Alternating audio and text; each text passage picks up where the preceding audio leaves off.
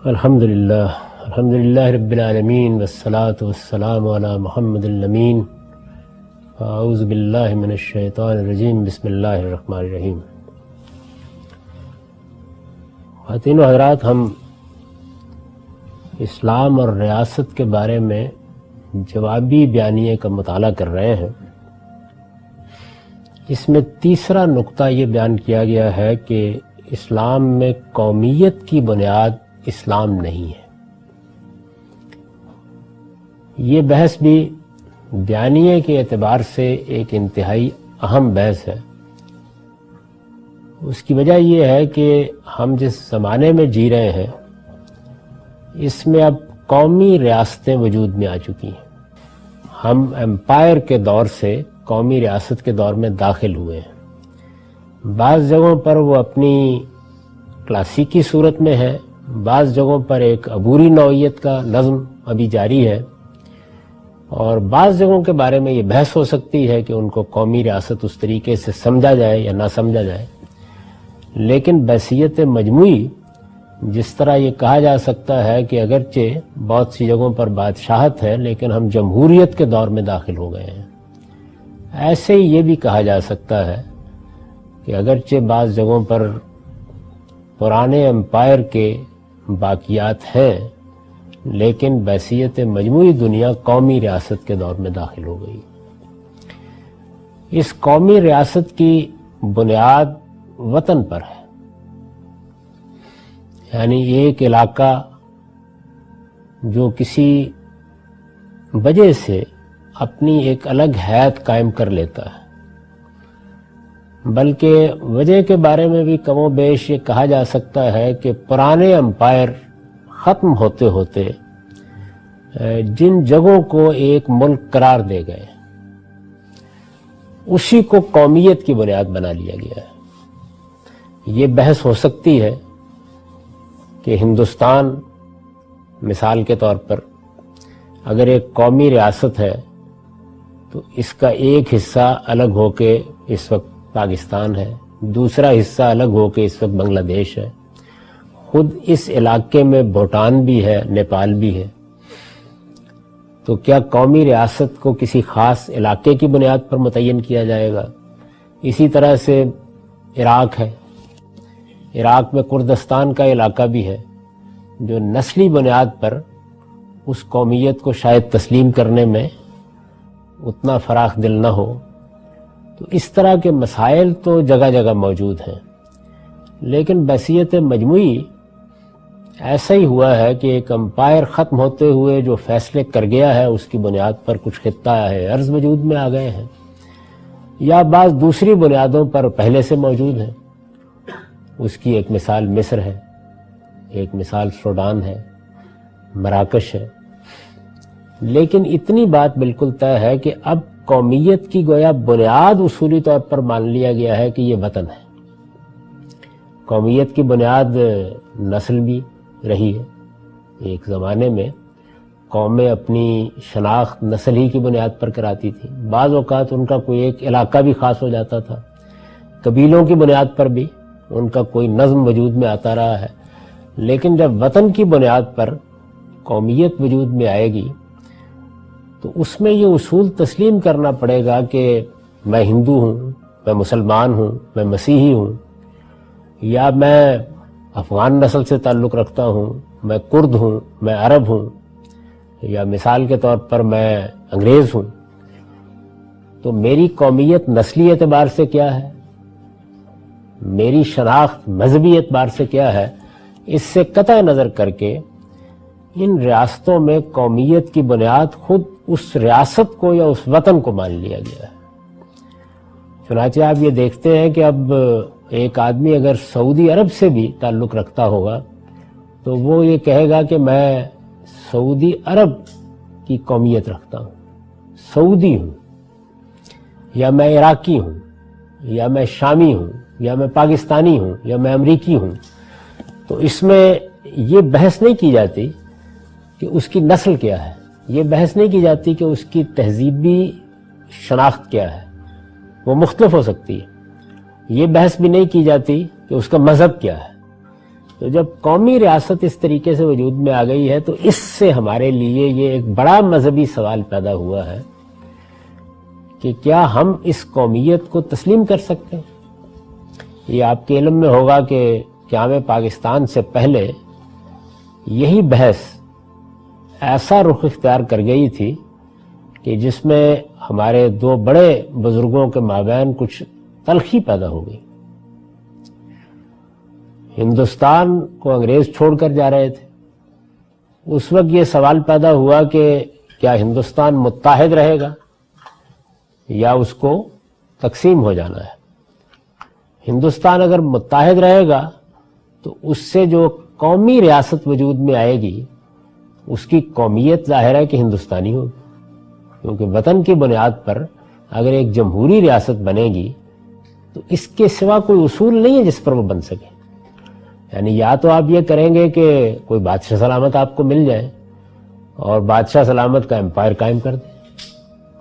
مثال کے طور پر اگر جنگ آزادی میں انگریزوں نے بہادر شاہ ظفر کو معزول نہ کر دیا ہوتا اور رنگون نہ بھیج دیا ہوتا، اور جس طرح انہوں نے ہندوستان کی سینکڑوں ریاستوں میں ان کے راجہ مہاراجہ جیسے نظام حیدرآباد تھے، جیسے بھوپال کے نواب تھے، قائم رکھا انہیں اور قائم رکھ کے حکومت کرتے رہے۔ ملائیشیا میں یہی صورتحال ہے، یعنی وہاں 9 ریاستیں ہیں جن میں ان کے حکمرانوں کو معزول نہیں کیا گیا، وہ اسی طریقے سے حکومت کرتے رہے، اب بھی کر رہے ہیں۔ ان میں سے کوئی 3 صدی سے کر رہا ہے، کوئی 4 صدیوں سے کر رہا ہے۔ تو انہوں نے یہ طریقہ اختیار کیا۔ اگر وہ یہ طریقہ اختیار کرتے تو پھر ہندوستان کی وحدت کی علامت بادشاہ ہوتا۔ ممکن ہے کہ اس کی کوئی صورت بن سکتی، لیکن اگر ایسا نہیں ہے تو پھر کیا کیا جائے؟ یعنی اس میں اب ہندوستان کی کوئی شناخت ہوگی، اس میں مختلف قومیں ہیں، وہ ہندو بھی ہیں، وہ مسلمان بھی ہیں، وہ بدھ بھی ہیں، وہ مسیحی بھی ہیں، مذہبی اعتبار سے بھی مختلف قومیں ہیں، اسی طرح نسلی اعتبار سے بھی بے شمار اقوام ہیں۔ یعنی اگر آپ جنوب سے لے کے شمال تک دیکھیں، مشرق سے مغرب تک دیکھیں تو بہت بڑی بڑی قومیں ہیں۔ یعنی آپ بنگالی کو دیکھ لیں، کتنی بڑی آبادی ہے، تامل علاقے کو دیکھ لیں، ان کی کتنی بڑی آبادی ہے۔ شمال مغربی ہندوستان تو بڑی حد تک مخلوط ہے، لیکن باقی ہندوستان میں بہت بڑی بڑی آبادیاں موجود ہیں جو نسلی بنیاد پر اپنی ایک الگ شناخت رکھتی ہیں۔ تو اب کیا کیا جائے؟ یعنی نسلی بنیاد پر ہندوستان کو تقسیم کر دیا جائے، مذہبی بنیاد پر ہندوستان کو تقسیم کر دیا جائے، یہ بحث پیدا ہوئی۔ تو اس میں ہمارے ایک جلیل القدر عالم مولانا حسین احمد صاحب مدنی نے ایک موقع کے اوپر یہ کہا کہ ہم جس زمانے میں جی رہے ہیں اس میں قومیں اوطان سے بنتی ہیں، یعنی اب گویا وطنی قومیت کا دور شروع ہو چکا ہوا ہے۔ اس میں وطن کی بنیاد پر قومی شناخت قائم ہو جاتی ہے، اور اس کا لازمی نتیجہ یہ ہے کہ اگر قوم وطن کی بنیاد پر بنتی ہے تو ہندوستان ہمارا وطن ہے، تو ہم سب کے سب لوگ اس میں، خواہ ہمارا تعلق کسی الگ نسل سے ہے، الگ تہذیبی شناخت سے ہے یا الگ مذہب سے ہے، ہم اس میں رہ سکتے ہیں اور ایک متحدہ حکومت قائم کر سکتے ہیں۔ اس جملے پر بڑا سخت رد عمل ہوا بہت سے لوگوں کی طرف سے، جن میں نمایاں ترین مثال علامہ اقبال کی۔ انہوں نے مولانا حسین احمد مدنی صاحب کو براہ راست مخاطب کر کے وہ اشعار کہے جو اب ارمغان حجاز میں ہیں، اور اس میں بڑا سخت لب و لہجہ اختیار کیا۔ سرود برسر ممبر کہ ملت از وطن است، چہ بے خبر ز مقام محمد عربی است۔ یعنی حسین احمد مدنی نے، جو ایک بڑے عالم تھے دیوبند کے، ممبر پر بیٹھ کر یہ کہہ دیا ہے کہ قومیں وطن سے بنتی ہیں، ملت از وطن است۔ یہ شخص محمد عربی کے مقام سے کتنا بے خبر ہے۔ اور پھر ان کا نام لے کر کہا کہ دیوبند حسین احمد ہی چہ بولا جبیست، یعنی دیوبند جیسا ادارہ، اس میں حسین احمد جیسا عالم، وہ ایسی بات کر رہے ہیں، اس سے زیادہ تعجب کی بات کیا ہو سکتی ہے۔ ان کی ایک نظم بھی ہے بانگ درا میں، وطنیت بحثیت ایک سیاسی تصور کے، اس میں بھی کم و بیش یہی لب و لہجہ ہے، اور اس میں یہاں تک کہا ہے کہ یہ جو اب سیاسی وطنیت کا تصور پیدا ہو رہا ہے، جو پیرہن اس کا ہے وہ مذہب کا کفن ہے، اور خاص طور پر اس چیز کو نمایاں کیا ہے کہ اسلام تو ہر حال میں قومیت کی بنیاد خود اسلام ہی کو رکھتا ہے۔ یہ نقطہ نظر انہوں نے بیان کیا، اس نقطہ نظر کو انہوں نے اپنے اشعار میں بھی بیان کیا، اپنے بعض خطوط میں بھی بیان کیا، اور اس زمانے میں چونکہ مسلم لیگ کی تحریک کم و بیش آگے بڑھ رہی تھی، لوگوں کو آہستہ آہستہ زیادہ دلچسپی ہو رہی تھی کہ وہ اپنی مذہبی قومیت کی بنیاد پر علیحدگی کی طرف جائیں، ابھی شروعات تھی اس کی۔ تو جیسے جیسے یہ معاملہ آگے بڑھا تو یہ نقطہ نظر بھی بہت زیادہ مقبول ہوتا چلا گیا۔ پھر مولانا سید ابواللہ صاحب مودودی نے اس پر مسئلہ قومیت کے نام سے ایک کتاب لکھی، اس میں بھی اسی نقطہ نظر کو بیان کیا، اور اس طریقے سے گویا یہ استدلال کیا گیا کہ جب رسالت میں آپ صلی اللہ علیہ وسلم نے ہجرت کی تو کیا وطن تو سب کا ایک ہی تھا، لیکن مذہب کی بنیاد پر ایک نئی قومیت وجود میں آ گئی، ایک نیا نظم وجود میں آ گیا۔ تو اس طرح کا بہت سا استدلال کیا گیا۔ اس پر یہ ظاہر ہے کہ سوال پیدا ہوتا ہے کہ پھر ہم مسلمان اگر یہ بات صحیح ہے تو وطنی قومیت کو تسلیم کر سکتے ہیں، یعنی اگر یہ ہندوستان میں ممکن نہیں ہے تو امریکہ میں ممکن نہیں ہے، پھر یہ انگلستان میں بھی ممکن نہیں ہے، جرمنی میں بھی ممکن نہیں ہے، یہ کسی عرب ملک میں بھی ممکن نہیں ہے، کیونکہ جب یہ بات طے ہو گئی کہ اسلام میں قومیت کی بنیاد اسلام ہی ہے، یعنی مسلمان ایک قوم بھی ہے، مسلمان جس طریقے سے ایک مذہب رکھتے ہیں اس طرح اپنی اسی شناخت کے حوالے سے ایک قوم بھی ہے، مسلمان قوم جیسے کہا جاتا ہے۔ تو جب وہ ایک قوم بھی ہے تو پھر ظاہر ہے کہ یہ سوال نہیں پیدا ہو سکتا کہ وہ کسی اور قومی شناخت کے ساتھ اپنے آپ کو متعارف کریں۔ یہ سوال ہے جس کو میں نے یہاں موضوع بنایا ہے۔ اگر آپ غور کر کے دیکھیں تو یہ بات آج بھی بہت سے لوگ کہتے ہیں، اس کو آج بھی بہت سے لوگ بیان کرتے ہیں۔ چنانچہ خود علامہ اقبال کے صاحبزادے ڈاکٹر جاوید اقبال صاحب، جن کے حال میں انتقال ہوا ہے، انہوں نے اپنی کتاب، یہ ان کی سوانح ہے گریباں چاک، اس میں علامہ اقبال کے نام ایک خط لکھا ہے آخر میں۔ انہوں نے بتایا ہے کہ ایک خط میں نے آپ کو بچپن میں لکھا تھا، آپ باہر گئے ہوئے تھے تو میں نے یہ لکھا تھا کہ میرے لیے ایک باجا لیتے آئیے، تو اس کے جواب میں آپ نے ایک نظم لکھ کے بھیج دی تھی کہ خودی نہ بیچ غریبی میں نام پیدا کر، سفال ہند سے مینا و جام پیدا کر۔ تو اب میں ایک دوبارہ خط لکھ رہا ہوں، مجھے نہیں معلوم اس کا کیا جواب ملے گا۔ اس میں انہوں نے وہ سارے سوالات اٹھا دیے ہیں جو قومیت کے اس تصور سے پیدا ہوتے ہیں۔ ظاہر ہے کہ اگر قومیت اسلامی ہے تو پھر جو 15-20 کروڑ بلکہ اس سے بھی زیادہ لوگ اب ہندوستان میں ہیں، ان کی قومی شناخت کیا ہے؟ وہ تو اپنے آپ کو انڈین کہہ رہے ہیں، ہندوستانی کی حیثیت سے متعارف کرا رہے ہیں۔ اس وقت دنیا بھر میں مسلمان اطمینان کے ساتھ اٹھتے ہیں، وہ دوسرے ممالک میں جاتے ہیں، وہاں کی شریعت حاصل کر لیتے ہیں، پھر وہ امریکی کہلاتے ہیں، وہ برطانوی کہلاتے ہیں، وہ جرمن کہلاتے ہیں، یعنی قومیت کے لحاظ سے، وطنی قومیت کے لحاظ سے، تو وہ اپنی شناخت اسی لحاظ سے قائم کرتے ہیں۔ تو کیا یہ سب کسی کفر کا ارتکاب ہے جو کیا جا رہا ہے؟ کیونکہ اگر اس بات کو مان لیا جائے کہ اسلام میں قومیت کی بنیاد بھی اسلامی ہے تو پھر تو میری شناخت امریکی نہیں ہو سکتی، یعنی امریکی شناخت پھر میرے پاسپورٹ میں نیشنلٹی کے خانے میں نہیں آ سکتی۔ اگر مجھ سے یہ پوچھا جائے تم رہتے کہاں ہو تو رہتے کہاں ہو، تو ہمارے ہاں پنجاب میں لوگ عام طور پر ان سے پوچھا جائے کہ آپ کا وطن کون سا ہے تو وہ اس کا جواب دیا کرتے تھے کہ میرا وطن تو داؤد ہے، یا میرا وطن تو چک فلاں ہے، یعنی ان کے ہاں تو وطن اس دائرے میں محدود چیز تھی۔ اس لحاظ سے اب جیسے چاہے تعارف کرا دے، میرا وطن امریکہ ہے۔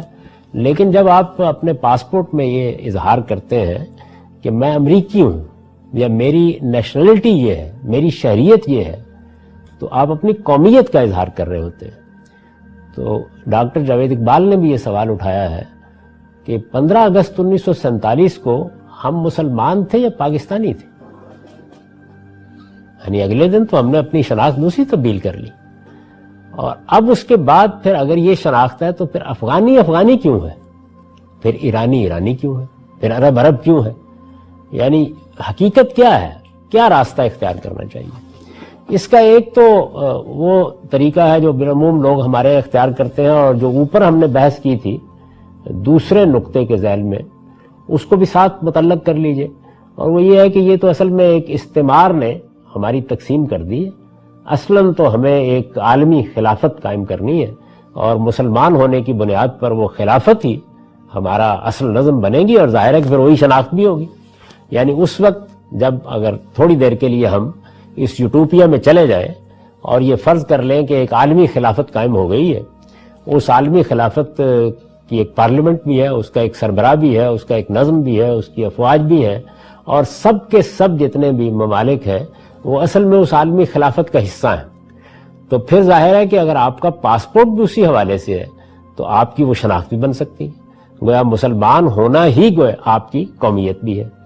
تو لوگ یہ کہتے ہیں کہ یہی اصل میں وہ آئیڈیل اور مثالی صورتحال ہے جو اسلام چاہتا ہے، یعنی اسلام کا تقاضا یہی ہے کہ ایسا ہی ہونا چاہیے، ساری دنیا کے مسلمان اپنی قومی شناخت بھی اسی حوالے سے قائم کریں، مسلمان قوم کا ایک ملک ہونا چاہیے، وہ بہت سی ریاستوں کا مجموعہ ہو سکتا ہے لیکن مسلمان قوم کا ایک ملک ہونا چاہیے، اور پھر ظاہر ہے کہ شہریت بھی اور قومیت بھی اسی حوالے سے وجود میں آ جائے گی۔ یہ بہت سے لوگ اس کا جواب دیتے ہیں۔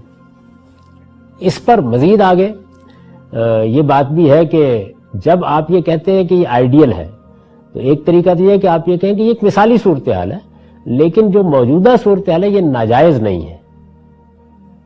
اگر آپ اس جگہ سے بات شروع کریں کہ قومیت کی بنیادی اسلام میں قومیت ہے تو پھر یہ محض مثالی صورتحال نہیں رہتی، یہ صورتحال جائز بھی نہیں رہتی، یعنی پھر تو یہ یوں سمجھ لیجئے کہ ناچار مسلمان شو کی صورتحال ہے اور کوئی راستہ نہیں ہے تو ٹھیک ہے ہم اس کو قبول کیے ہوئے ہیں، یعنی یہ پھر ایک زمانے کا جبر ہوگا، لیکن ہمیں جلد سے جلد اس قومیت کی زنجیر کو توڑ دینا ہے، اور آج بھی اگر کوئی دوسرا راستہ نکل سکتا ہے تو اس کو نکالنے کی کوشش کرنی ہے۔ یہ وہ جگہ ہے کہ جہاں سے خلافت کی تحریکیں غذا حاصل کرتی ہیں، یعنی یہ بہت سی دوسری بنیادیں بھی ہیں لیکن ایک بڑی بنیاد یہ ہے کہ جب قومیت کی بنیاد ہمارے مذہب میں اسلام ہے تو پھر تو یہ نہیں ہو سکتا نا کہ میں ملیشیا کے باشندے کی حیثیت سے اپنا تعارف کراؤں یا ایک عرب کی حیثیت سے اپنا تعارف کراؤں۔ یہ ایک واقعے کا بیان تو ہو سکتا ہے کہ میں وہاں رہتا ہوں، لیکن وہ میری قومیت نہیں ہو سکتی، تو مجھے اپنی اصل قومیت ہی کی بنیاد پر اپنا تعارف کرانا چاہیے۔ یعنی اگر مجھ سے کوئی پوچھے تمہارا مذہب کیا ہے تو اس کا جواب بھی یہ ہونا چاہیے کہ اسلام، اور اگر مجھ سے کوئی پوچھے کہ تمہاری قوم کیا ہے، نیشنلٹی کیا ہے، تو اس کا جواب بھی یہ ہونا چاہیے کہ مسلمان، یعنی پھر تو کوئی اور شناخت نہیں ہو سکتی نا۔ باقی شناختیں اس لحاظ سے نہیں پیش کی جا سکتی، وہ ایک بیان واقعہ کے طور پر پیش کی جا سکتی ہیں۔ یہ صورتحال اس وقت عملاً دنیا میں موجود نہیں ہے، تو اگر اس استدلال کو تسلیم کر لیں تو پھر اگلا قدم خود بخود رکھا جاتا ہے کہ اس صورتحال کو تبدیل کرنے کی ہمیں جدوجہد کرنی ہے۔ استعمار مقابلے میں کھڑا ہے اور اس کے اپنے کچھ نقطۂ نظر ہیں، اس نے مسلمانوں کو بھی متاثر کر لیا ہے، اور یہ مسلمان بھی اب کم و بیش کفر کا ارتکاب کر رہے ہیں کیونکہ انہوں نے امریکی یا پاکستانی یا ہندوستانی قومیت کو بھی تسلیم کر لیا ہے۔ تو اس کے خلاف لڑنے کے لیے آدمی کے اندر ایک فطری آمادگی پیدا ہوتی ہے، اور اس میں اگر اس کو یہ معلوم ہو کہ کوئی کامیابی کا امکان ہے تو پھر وہ مذہبی بنیاد پر جان دینے کے لیے بھی تیار ہو جاتا ہے۔ یہ استدلال ہے، اس کا جائزہ لیا ہے میں نے، اور یہ بتایا ہے کہ سرے سے یہ بات جہاں سے شروع کی گئی ہے وہی بے بنیاد ہے جہاں سے شروع کی گئی ہے، یعنی اس کی ابتدا یہاں سے کی گئی ہے کہ اسلام بحیثیت مذہبی محض میری شناخت پیدا نہیں کرتا، وہ میری قومیت بھی ہے۔ اسلام تیرا دیس ہے، تو مصطفی ہے اور خاص ہے ترکیب میں قوم رسول ہاشمی۔ یہ جائزہ لینا ہے کہ کیا یہ بات درست ہے۔ ظاہر ہے کہ ہمارے ایک بڑے مفکر نے یہ نقطہ نظر اختیار کیا، بہت سے لوگ اس سے متاثر ہوئے ہیں، اور اسی بات کو بیان بھی کیا جاتا ہے۔ اس کے پس منظر میں ہماری ایک خلافت کی پوری تاریخ بھی موجود ہے۔ یہ وہ جگہ ہے جہاں پر اس سوال کا جائزہ لینے دیکھنا ہے کہ کیا یہ فی الواقع ٹھیک ہے۔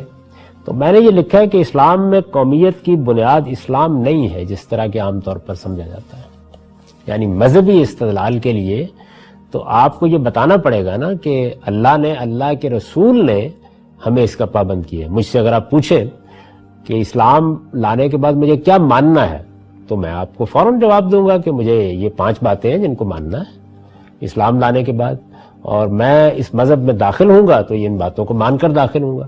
آپ مجھ سے پوچھیں کہ اسلام کیا ہے، یعنی وہ کیا چیزیں مجھے اپنانی ہیں، تو میں آپ کو فوراً جواب دے دوں گا، اور اس کے لیے قرآن بھی موجود ہے، اس کے لیے رسالت میں آپ صلی اللہ علیہ وسلم کے ارشادات بھی موجود ہیں۔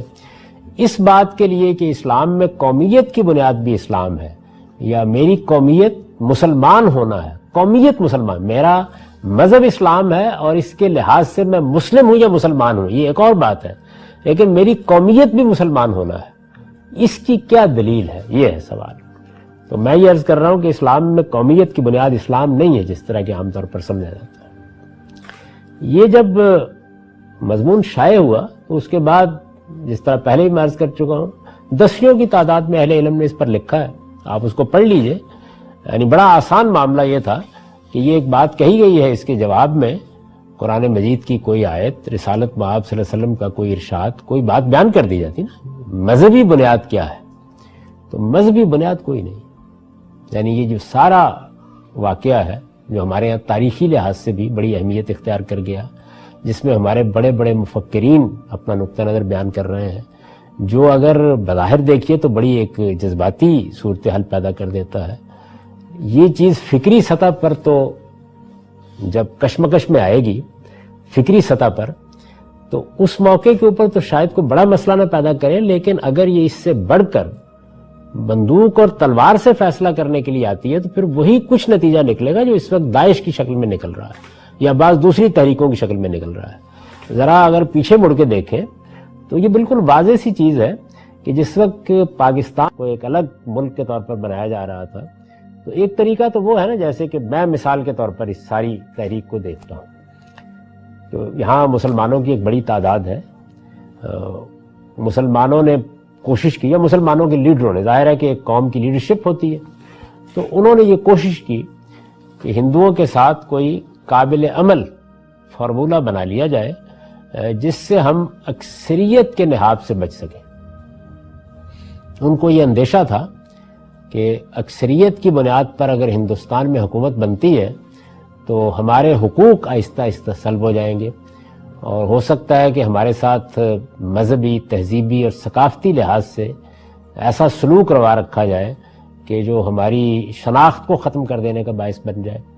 اور چونکہ مسلمان اپنے ماضی کے لحاظ سے بھی ایک خاص نفسیات رکھتے تھے، جس کو قائد اعظم کی اگر آپ تقریریں سنیں تو وہ بہت زور کے ساتھ بیان کرتے ہیں کہ ہم کسی حال میں بھی، ہم ایک قوم ہے اور ہم کسی حال میں بھی ہندوؤں کی برتری کو تسلیم نہیں کریں گے۔ یعنی وہ برتری ظاہر اکثریت کی وجہ سے نمایاں ہو رہی تھی یہاں پہ، یعنی جمہوریت کے اصول کو مانا جائے تو حکومت ان کو بنانی تھی، اور اگر جمہوریت کے اصول کو نہ مانا جائے تو پھر کیا کیا جائے؟ تو انہوں نے اس کے لیے بہت سے اقدامات کیے، 14 نکات بہت شہرت رکھتے ہیں جناح صاحب کے، ان کی بنیاد پر بھی یہ کوشش کی گئی کہ کوئی راستہ نکلا ہے، لیکن کوئی راستہ نہیں نکلا۔ جب راستہ نہیں نکلا تو جو بنیاد قائم کی گئی وہ ایک سیاسی چیز ہے کہ ہم اس وقت اپنی ایک خاص شناخت رکھتے ہیں، اس خاص شناخت میں ہماری تہذیب بھی ہے، ہماری ثقافت بھی ہے، ہماری معاشرت بھی ہے، ہمارے مذہبی نقطہ نظر بھی ہیں، ان کی بنیاد پر ہماری ایک الگ شناخت ہے، اور اس شناخت کو ہم دیکھ رہے ہیں کہ وہ یہاں پہ مجروح ہوگی۔ لہٰذا جب ایک خطہ ارض میں ہماری اکثریت بھی ہے اور یہ اصول تسلیم کر لیا گیا ہے کہ جمہوریت کی بنیاد پر اور حق خود ارادی کی بنیاد پر قومیں اپنے آپ کو الگ بھی کر سکتی ہیں اور نئے ملک بھی بنا سکتی ہیں اور اپنا نظم بھی چلا سکتی ہیں، تو ہم بھی یہ مطالبہ کرتے ہیں۔ تو یہ ایک بالکل سیاسی مطالبہ ہے، اس لحاظ سے اس پر کوئی اعتراض نہیں کیا جا سکتا، یعنی مذہبی اعتراض نہیں کیا جا سکتا۔ لیکن جس وقت آپ یہ کہتے ہیں کہ ہم نے یہ اس بنیاد پر ملک بنایا ہے کہ مسلمان تو اپنی قومیت رکھتا ہے، وہ کسی دوسری قومیت کا حصہ بن کیسے سکتا ہے؟ تو پھر ڈاکٹر جاوید اقبال یہ سوال اٹھاتے ہیں کہ پھر وہ مسلمان جن کو ہم کہہ رہے ہیں کہ وہ ہندوستان میں رہے، وہ اس کا حصہ کیسے بن جائیں گے؟ اور پھر ہم جو اپنے لیے سرحدیں طے کریں گے، ان سرحدوں کو بھی تو وہ حیثیت نہیں ملنی چاہیے جو اس وقت ہم نے دے رکھی ہوئی ہے، یعنی ان کے اندر فطری توسیع ہونی چاہیے، ان کو آگے بڑھنا چاہیے۔ پھر اس کے بعد باقی مسلمان ملکوں کو بھی ہمیں دعوت دینی چاہیے کہ یا ہم تمہارا حصہ بنتے ہیں یا تم ہمارا حصہ بنو گے۔ پھر اس کے بعد جو اس وقت قومیت کی بنیاد پر مختلف شناختیں قائم ہو گئی ہیں، ان کو بھی ہمیں ہدف بنانا چاہیے، یعنی واقع میں تو وہ موجود ہے لیکن پھر وہ ہمارا ہدف ہونی چاہیے کہ ان کا خاتمہ ہو۔ اس تحریک کو، یعنی پاکستان کی تحریک اگر قومیت اسلام کی بنیاد پر اٹھائی گئی ہے تو پھر اس تحریک کو آپ روک نہیں سکتے پاکستان پر، پھر وہ توسیع چاہے گی، یعنی وہ دوسری قوموں کو پھر یہ کہے گی کہ تم لوگ غلط جگہ پہ کھڑے ہو، یعنی یہ افغانی ہونا اور یہ ترک ہونا اور یہ تتاری ہونا یہ تمہارے شان ہی نہیں ہے، تم اپنے آپ کو اس سے بلند کرو اور وہ شناخت قبول کرو جو تمہیں تمہارے مذہب نے دی ہے، اور وہ ایک مسلمان قوم کی شناخت ہے، اور یہی شناخت ہے جس کی بنیاد پر تمہاری مملکت بھی قائم ہونی چاہیے، تمہارا سیاسی نظم بھی قائم ہونا چاہیے، پھر تو ہمیں اس کی دعوت دینی چاہیے۔ اسی طریقے سے اس کو ہم پھر کیسے قبول کر لیتے ہیں؟ یعنی 14 اگست 1947 کو ہم جو جنگ لڑ رہے تھے وہ 15 اگست کو اس صورت میں کیوں تبدیل ہو گئی کہ اب ہم یہ کہہ رہے ہیں کہ ہم پاکستانی ہیں اور سب سے مطالبہ کر رہے ہیں کہ اپنے آپ کو پاکستانی کہیے؟ اور پھر اس کے بعد ظاہر ہے یہ سوال بھی پیدا ہوگا کہ یہ جو ہم باقی اپنے ہاں بسنے والی اقوام یا مذاہب سے گفتگو کر رہے ہیں اس کی کیا بنیاد باقی رہ جاتی ہے؟ یعنی اس کا تو لازمی نتیجہ پھر یہ نکلے گا کہ ایک بدھ پاکستانی نہیں ہو سکتا۔ اگر پاکستان کا مطلب یہ ہے کہ ہماری ایک مسلمان قومیت قائم ہو گئی ہے تو پھر ایک بدھ تو پاکستانی نہیں ہو سکتا۔ لیکن 15 اگست 1947 کو ایک بدھ بھی پاکستانی ہو گیا، ایک مسیحی بھی پاکستانی ہو گیا، ایک یہودی بھی پاکستانی ہو گیا، جو اس سرزمین میں رہتا ہے ہم بھی پاکستانی ہو گئے۔ اچھا پھر کیا ہمارے اور ان کے درمیان کوئی فرق ہوگا؟ اگر وطنی قومیت کی بنیاد پر اس ملک کو قائم کیا گیا ہے اور یہ وطنی قومیت کی بنیاد پر اپنی شناخت رکھتا ہے تو پھر فرق نہیں کیا جا سکتا۔ اگر مذہب کی بنیاد کے اوپر آپ نے اپنی قومیت قائم کی ہے تو جس طرح آپ کو ذمہ داری اٹھانی پڑے گی کہ جو لوگ ہندوستان میں ہیں ان کے لیے بھی اپنے دروازے کھولیں، اسی طرح آگے بھی توسیع کے لیے بڑھنا پڑے گا۔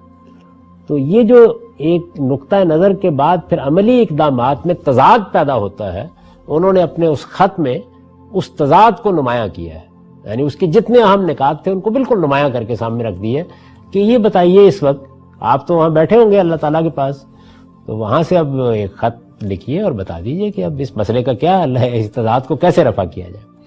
تو یہ تضاد جس جگہ سے اٹھا ہے وہ میں عرض کر رہا ہوں کہ وہ جگہ دیکھنا چاہیے، یعنی ہمیشہ جب آپ کسی چیز کا جائزہ لیتے ہیں تو آپ کو یہ دیکھنا چاہیے کہ جس بنیاد سے بات کی جا رہی ہے وہ بنیاد بھی اپنی جگہ ثابت ہے یا نہیں ثابت۔ تو اسلام میں یہ کس جگہ لکھا ہوا ہے کہ جیسے ہی ہم مذہب اسلام کو قبول کرتے ہیں، آج مثال کے طور پر ایک انگریز ہے، آپ نے اس کو دعوت دی، وہ اسلام قبول کر لیتا ہے، تو اب اس کی قومیت انگریز نہیں رہے گی، اس کی قومیت برطانوی نہیں رہے گی۔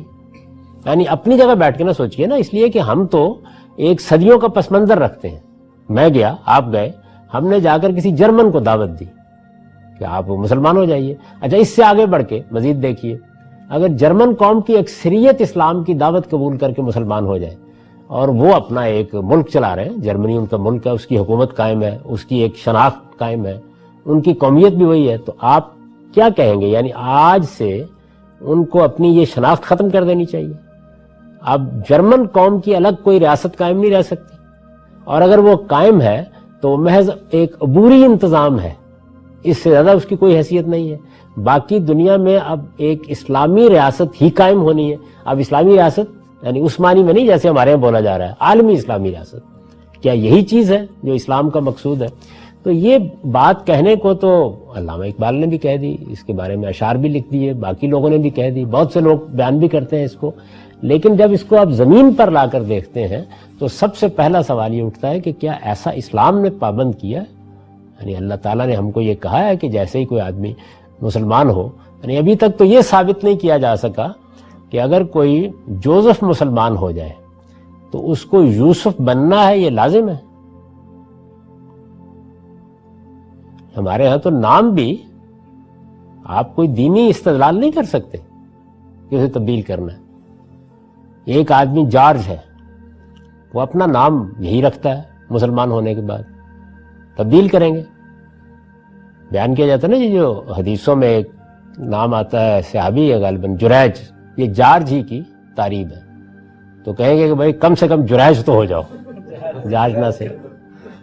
تو کیا یہ کہا جائے گا اس کو؟ یعنی آپ دیکھیے نا کہ اگر یہ بنیاد ہے کہ مذہب کی تبدیلی کے ساتھ نام تبدیل کرنا بھی ضروری ہے، تو آپ کو اس کی دلیل دینی پڑے گی نا۔ مذہب کی تبدیلی کے ساتھ لباس تبدیل کرنا بھی ضروری ہے، اس کے لیے بھی دلیل دینی پڑے گی۔ مذہب کی تبدیلی کے ساتھ قومیت تبدیل کرنا بھی ضروری ہے، دلیل دینی پڑے گی اس کی۔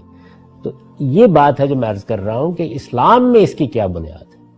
یہ بات مجھے اچھی لگ سکتی ہے، علامہ اقبال کے اشعار کی میں داد دے سکتا ہوں، لیکن میں بھی پوچھنے کی جسارت تو کروں گا کہ یہ جو بات آپ فرما رہے ہیں اس کے پیچھے استدلال کیا ہے؟ مذہب مجھے کس طرح پابند کرتا ہے اس بات کا؟ آپ موجودہ دنیا کو استعمار کو سامنے رکھ کے دیکھ رہے ہیں نا. ایک بڑا امپائر، برطانوی امپائر قائم تھا، معاف کیجیے،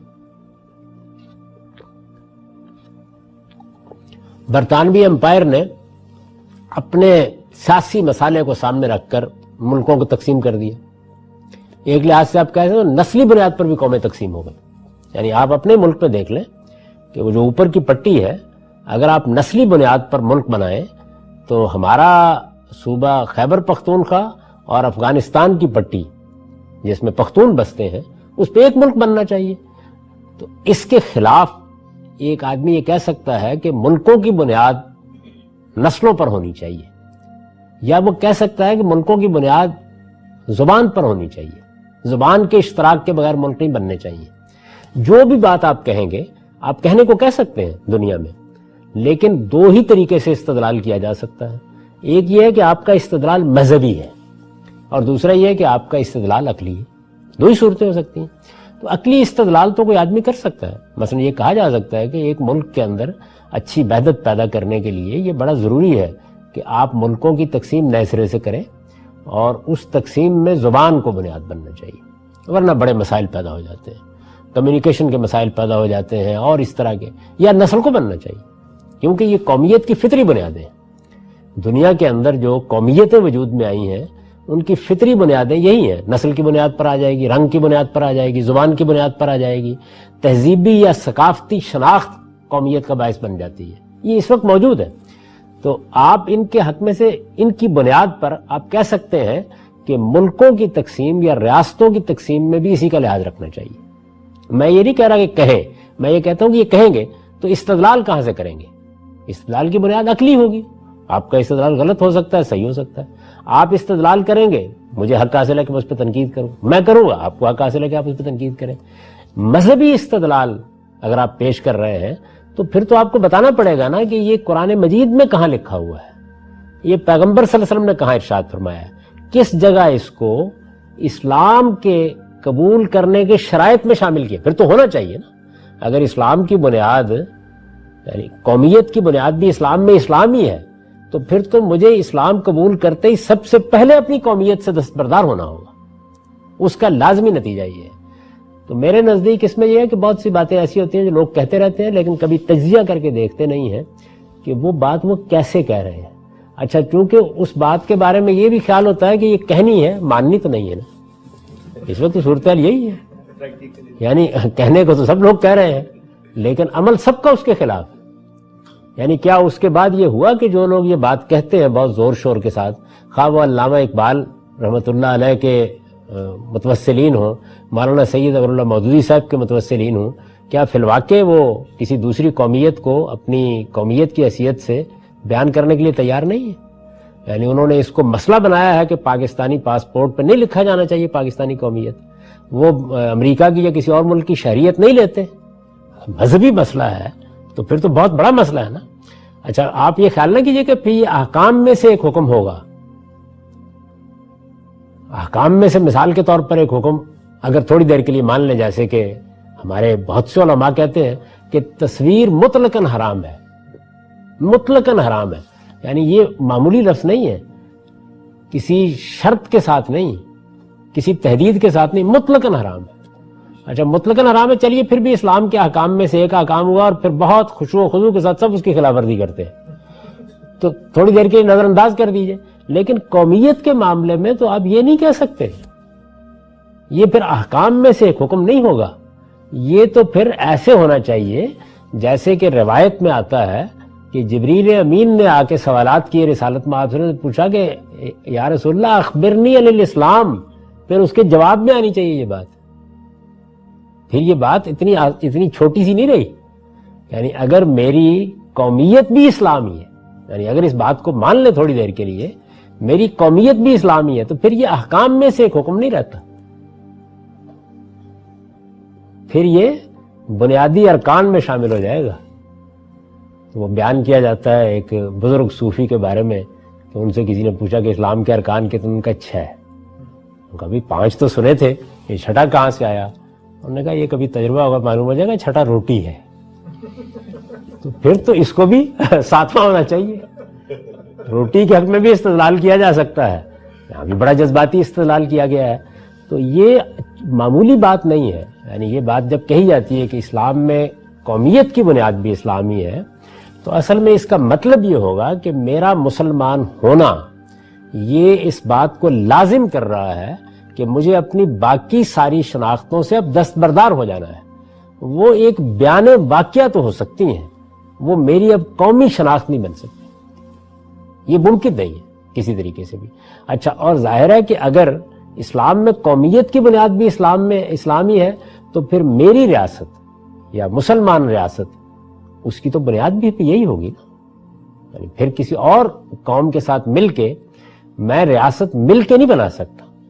وہ کوئی مجبوری ہو سکتی ہے، کوئی ایسی صورتحال ہو سکتی ہے جس میں قرآن مجید نے یہ کہا ہے کہ اگر کوئی اقرا کی نوبت آ گئی ہے، بہت مجبوری ہو گئی ہے، تو تم کلمہ کفر بھی کہہ سکتے ہو. پھر یہ کلمہ کفر ہی ہوگا، اس سے چھوٹی چیز نہیں ہے.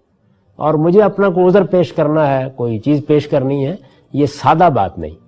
اسلام میں قومیت کی بنیاد اگر اسلام ہے تو پھر یہ میری شناخت ہوگی. پھر مجھے اسلام قبول کرتے ہی اپنی ہر شناخت سے دستبردار ہونا ہوگا. یہ پھر اتنی بڑی بات ہے. اور یہ اگر اتنی بڑی بات ہے تو پھر رسالت مآب صلی اللہ علیہ وسلم کو بھی جبریل امین کے سوال کے جواب میں وہ 5 باتیں نہیں کہنی چاہیے تھی، اس کے ساتھ یہ بھی کہنی چاہیے. یعنی اس پہ پھر اکتفا نہیں کیا جا سکتا. آپ قرآن مجید کو شروع سے لے کے آخر تک پڑھ جائیے. اسی طریقے سے آپ حدیثوں کے سارے ذخیرے پر نظر ڈال لیجئے، آپ کو یہ مضمون بھی کہیں نہیں ملے گا. یعنی قومیت کا مسئلہ ہی زیر بحث نہیں ہے. تو اس سے یہ بات بالکل واضح ہو جاتی ہے کہ یہ جتنا بھی خطابت کا مظاہرہ ہے یہ اپنی جگہ پر بڑی اہمیت رکھتا ہوگا، لیکن یہ بالکل بے بنیاد ہے، بیس لیس ہے. اس کے بارے میں کوئی مذہبی استدلال نہیں پیش کیا جا سکتا. اسلام میں قومیت کی بنیاد اسلام نہیں ہے، جس طرح کہ عام طور پر سمجھا جاتا ہے. یہ میں نے اس لیے کہا عام طور پر سمجھا جاتا ہے کہ آپ کسی آدمی سے بات کر کے دیکھ لیجئے، وہ ان سارے تضادات کے باوجود یہ بات کہہ دے جی اسلام میں تو قوم، ہماری تو قوم مسلمان ہے، مسلمان قوم یہ اصل میں ہماری شناخت ہے، یہ ہم پہلے مسلمان ہیں اور یہی چیز ہے جس کو ہم بیان کریں گے. اس کے بعد باقی چیزیں تو بس ایک واقعہ ہیں جس کا ہم کبھی کبھی اظہار کر دیتے ہیں. تو یہ بالکل بے بنیاد بات ہے جیسے کہ عام طور پر سمجھا جاتا ہے. قرآن و حدیث میں کسی جگہ یہ نہیں کہا گیا کہ مسلمان ایک قوم. یعنی ایک تو یہ نا حکم دیا جاتا، ایک یہ کہ اسلام کی بنیاد قرار دیا جاتا، جیسے کہ میں نے عرض کیا اسلام کی بنیاد قرار دیا جاتا تو پھر تو بڑی غیر معمولی بات ہوتی اور وہی ہونی بھی چاہیے تھی. اگر ایسا ہوتا حکم ہی دے دیا جاتا کسی جگہ، ایسا بھی نہیں. یعنی اگرچہ وہ بات پھر اتنی غیر معمولی نہ ہوتی، لیکن بہرحال اللہ کے احکام میں سے ایک حکم ہوتا، اللہ کے پیغمبر کے ارشادات میں سے ایک واجب الاطاعت بات ہوتی. لیکن ایسا بھی نہیں. قرآن و حدیث میں کسی جگہ یہ نہیں کہا گیا کہ مسلمان ایک قوم ہے یا انہیں ایک ہی قوم ہونا چاہیے. نہ یہ کہا گیا ہے کہ مسلمان ایک قوم ہے، نہ یہ کہا گیا ہے کہ اسلام میں قومیت بھی شامل ہے، نہ یہ کہا گیا ہے کہ ان کو ایک قوم ہونا چاہیے. ان میں سے کوئی بات نہیں کہی گئی، بلکہ یہ کہا گیا ہے کہ انما المومنون اخوہ، مسلمان آپس میں بھائی بھائی. یہ بالکل ایک دوسری تعبیر ہے اور یہی صحیح تعبیر ہے. یہ تعبیر خود قرآن مجید نے اختیار کی ہے اور اس جگہ اختیار کی ہے جہاں وہ مسلمانوں کے اندر ایک ربط مذہب کی بنیاد پر پیدا کرنا چاہتا ہے. یعنی یہ معلوم ہے نا کہ یہ جو انما المومنون اخوہ کی آیت ہے یہ سورہ حجرات میں آئی ہے، اور اس موقع پر قرآن مجید کو اگر آپ تدبر کے ساتھ پڑھیں تو گویا مسلمان رسالت مآب صلی اللہ علیہ وسلم کے بعد جن چیزوں سے دوچار ہونے والے ہیں ان کو موضوع بحث بنا رہا ہے. یہ بتا رہا ہے کہ ان کی اجتماعیت کیسی ہونی چاہیے، ان کے باہمی روابط کیسے ہونے چاہیے، ان کو ایک دوسرے کے معاملے میں کیا رویہ اختیار کرنا چاہیے، ان میں اگر کوئی لڑائی جھگڑا ہو جائے، جنگ ہو جائے، اس میں کیا طریقے اختیار کرنے چاہیے. یہ ساری چیزیں اس میں زیر بحث ہے. اس میں یہ بیان کیا گیا کہ انما المومنون اخوہ، مسلمان آپس میں بھائی بھائی، یعنی اخوت کا رشتہ ہے میرے درمیان اور ایک عرب کے درمیان، میرے درمیان اور ملایا کے ایک فرد کے درمیان، میرے درمیان اور ایک امریکی کے درمیان. جب وہ مسلمان ہوتا ہے تو وہ نسل کے اعتبار سے جس قوم سے بھی تعلق رکھتا ہو، وہ شہریت جس ملک کی بھی رکھتا ہو، یہ میرا کنسرن نہیں ہے مذہبی لحاظ سے، لیکن وہ میرا بھائی بن گیا ہے. یعنی بھائی ہونے کا کچھ مطلب ہوتا ہے. جب میں کہتا ہوں کہ آپ میرے بھائی ہیں تو ایک تو اس کا وہ پہلو ہے جس کا تعلق کسی شخص کے نسب سے، یعنی ایک آدمی اسی کی ماں کے بطن سے پیدا ہوا ہے، اسی کے باپ کے صلب سے پیدا ہوا ہے تو ہم اس کو بھائی کہتے ہیں، لیکن وہ جو تعلق پیدا ہوتا ہے وہ تعلق جب مجازی تعبیر اختیار کرتا ہے تو اس کا بھی کچھ مطلب ہوتا ہے جس کو ہم جانتے ہیں، تو میں نے اس کی وضاحت کی۔ بلکہ یہ کہا گیا کہ انما المومنون اخوہ، مسلمان آپس میں بھائی بھائی ہیں۔ قرآن کی روح سے مسلمانوں کا باہمی رشتہ قومیت کا نہیں بلکہ اخوت کا ہے، یعنی ہمیں ایک قوم نہیں بنایا گیا ہے مذہبی لحاظ سے، ہمیں اخوت کے رشتے میں باندھا گیا ہے۔ وہ دسیوں اقوام، ممالک اور ریاستوں میں تقسیم ہونے کے باوجود ایمان کے رشتے سے ایک دوسرے کے بھائی ہیں، یعنی ایک رشتہ ہمارے درمیان قائم ہو گیا۔ جیسے ہی میں مسلمان ہوا یا جیسے ہی ایک انگریز مسلمان ہوا تو میرے اور اس کے درمیان اگرچہ ملک کا رشتہ نہیں ہے، اگرچہ قوم کا رشتہ نہیں ہے، اگرچہ زبان کا رشتہ نہیں ہے، لیکن ایک رشتہ قائم ہوا ہے، وہ ایمان کا رشتہ ہے۔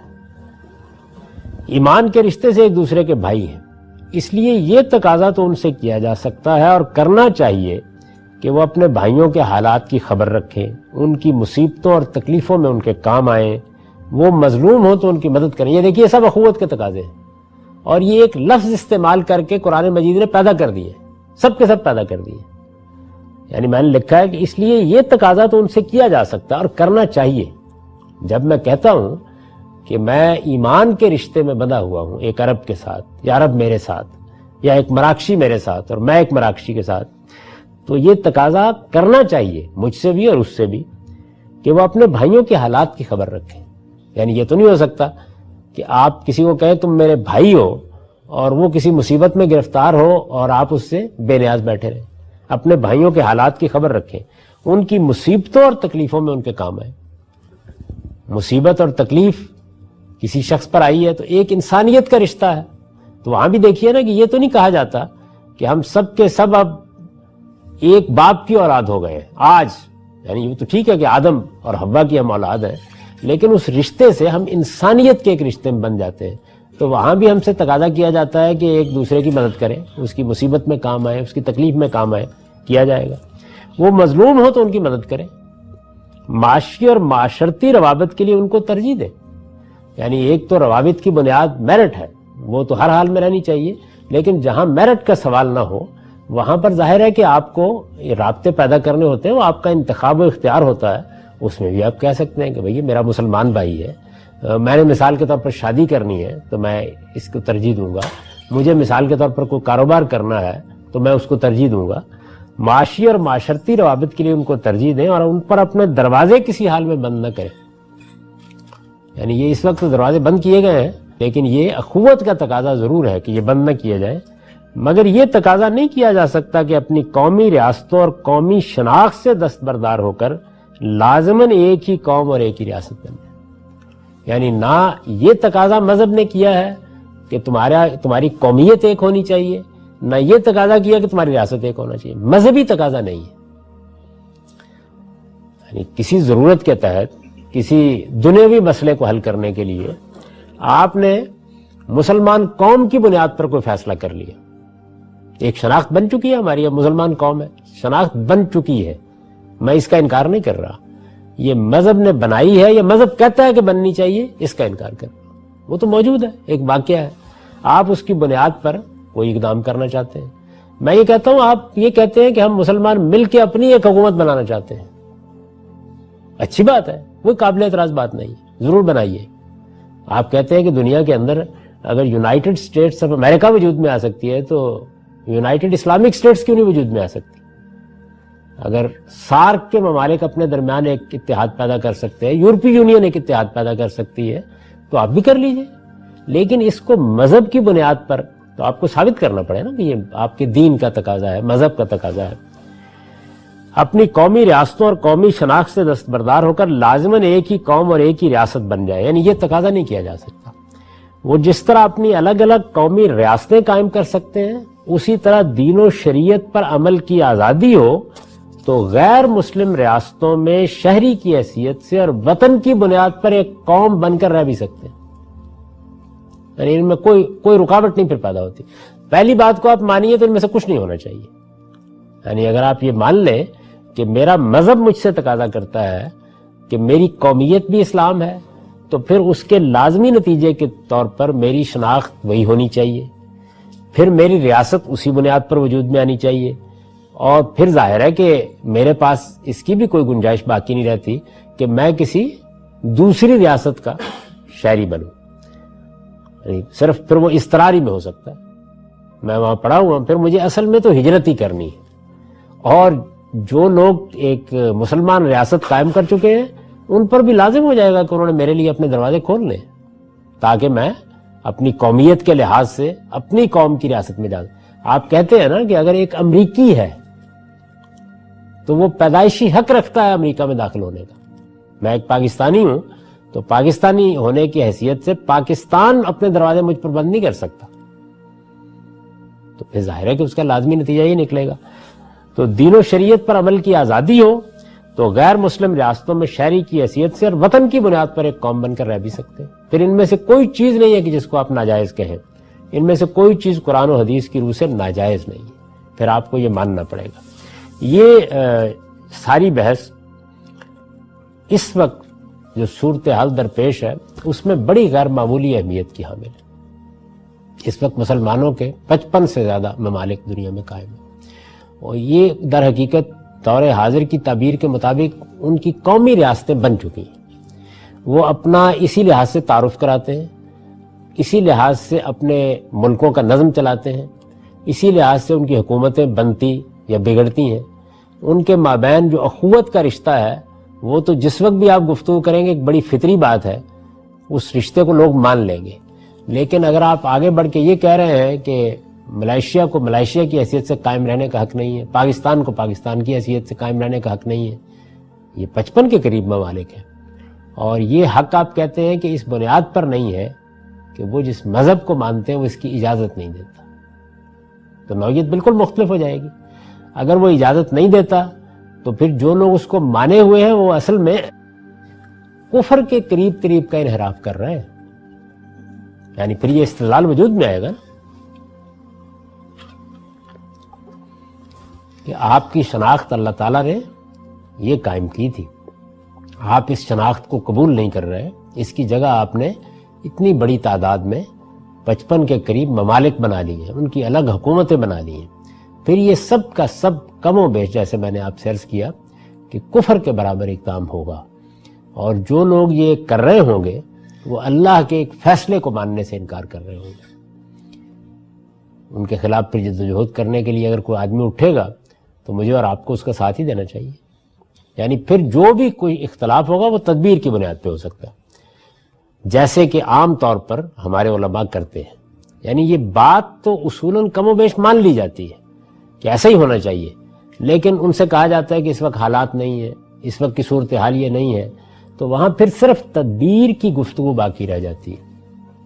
یعنی یہ بات کہی جا سکتی ہے کہ آپ کو اس اقدام کو مؤخر کر لینا چاہیے، ابھی اس کا وقت نہیں آیا. یہ سب باتیں آپ کہہ سکتے ہیں، لیکن پھر آپ اصول میں اختلاف نہیں کر سکتے.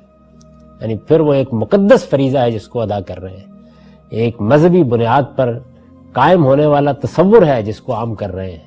اور اگر انہوں نے کوئی اقدام کیا ہے تو اس پر تدبیر کے لحاظ سے گفتگو آپ جو جی چاہے کیجئے، لیکن وہ اقدام بہرحال ان کے مذہب کا تقاضا بن جائے گا.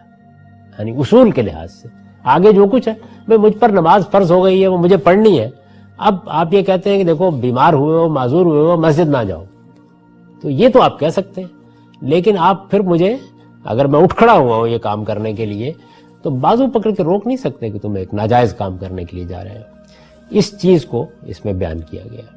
تو وہ آپ اس کو بالکل اگر برابر آپ رکھ دیں تو ایک استدلال یہ ہوگا خلاصے کے طور پر کہ یہ کہا جائے گا کہ اسلام میں مذہب کی بنیاد بھی اسلام اور قومیت کی بنیاد بھی اسلام. اسلام ایک مذہب بھی ہے اور وہ میری قومیت بھی ہے.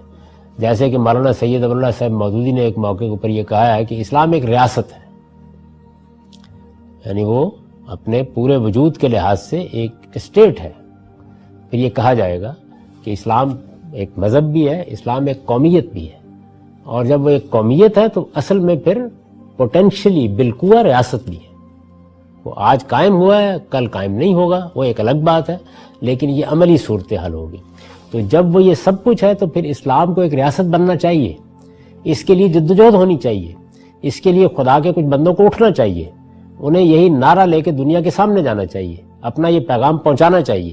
اب یہاں بحث ہوگی کہ یہ کام پرامن طریقے سے کرنا ہے، لوگوں کو راضی کر کے کرنا ہے، ان کی اصلاح کر کے کرنا ہے، یا پھر اس کام کو آپ نے بزور کر دینا ہے. یہ بحث ہوگی، اس سے آگے کوئی بحث نہیں ہو سکتی. ایک نقطہ نظر یہ ہے.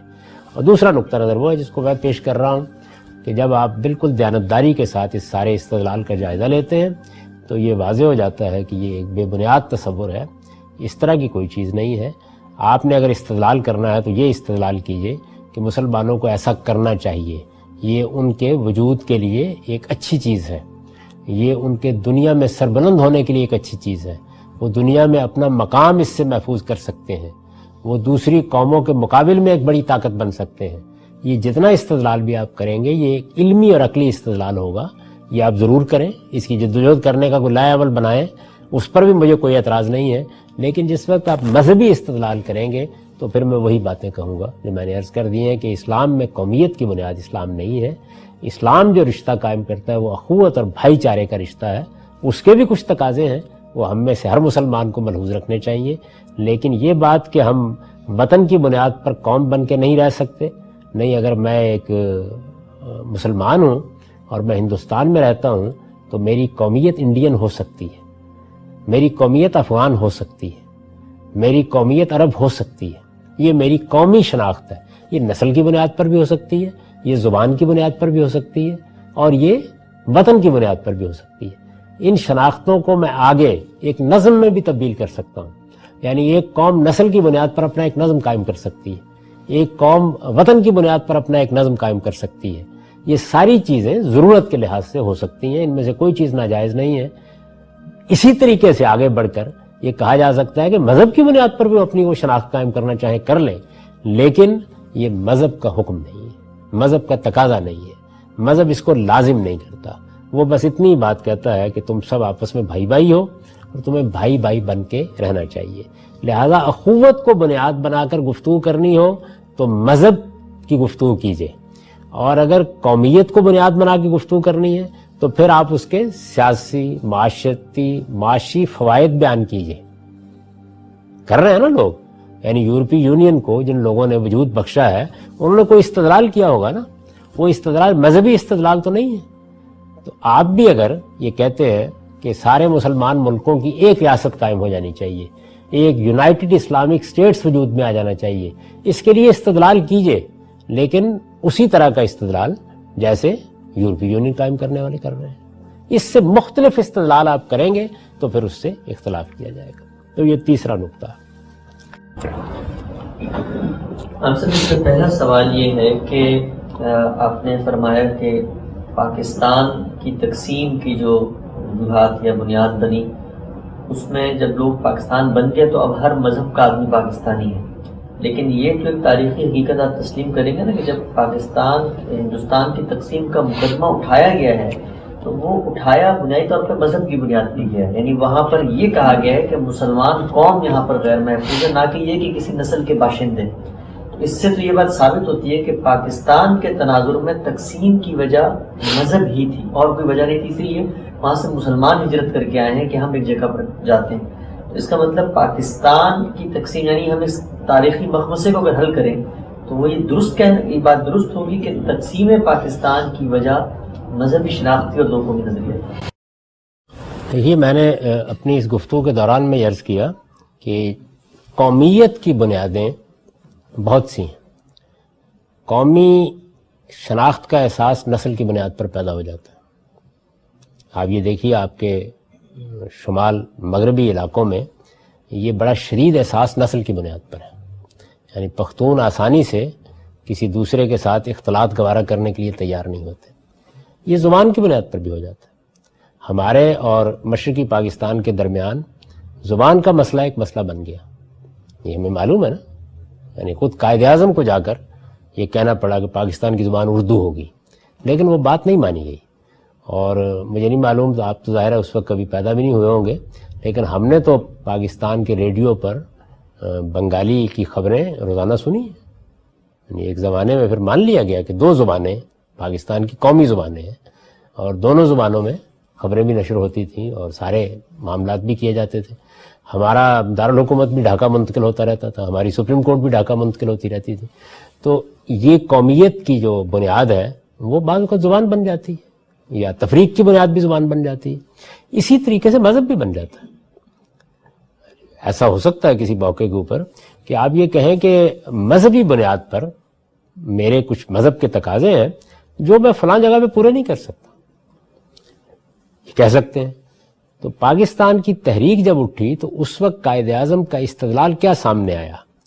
یعنی یہ پہلے دن اگر یہی تھا تو پھر تو اصل میں کوئی حقوق کی جنگ نہیں ہونی چاہیے تھی. پھر تو یہ بنیاد یہ ہونی چاہیے تھی کہ چونکہ ہم مسلمان ہیں اس وجہ سے ہم تو ہندوستان میں رہ ہی نہیں سکتے. یعنی یہ تو مذہبی لحاظ سے ہمارے لیے ممکن ہی نہیں ہے. بات یہاں شروع ہونی چاہیے تھا نا.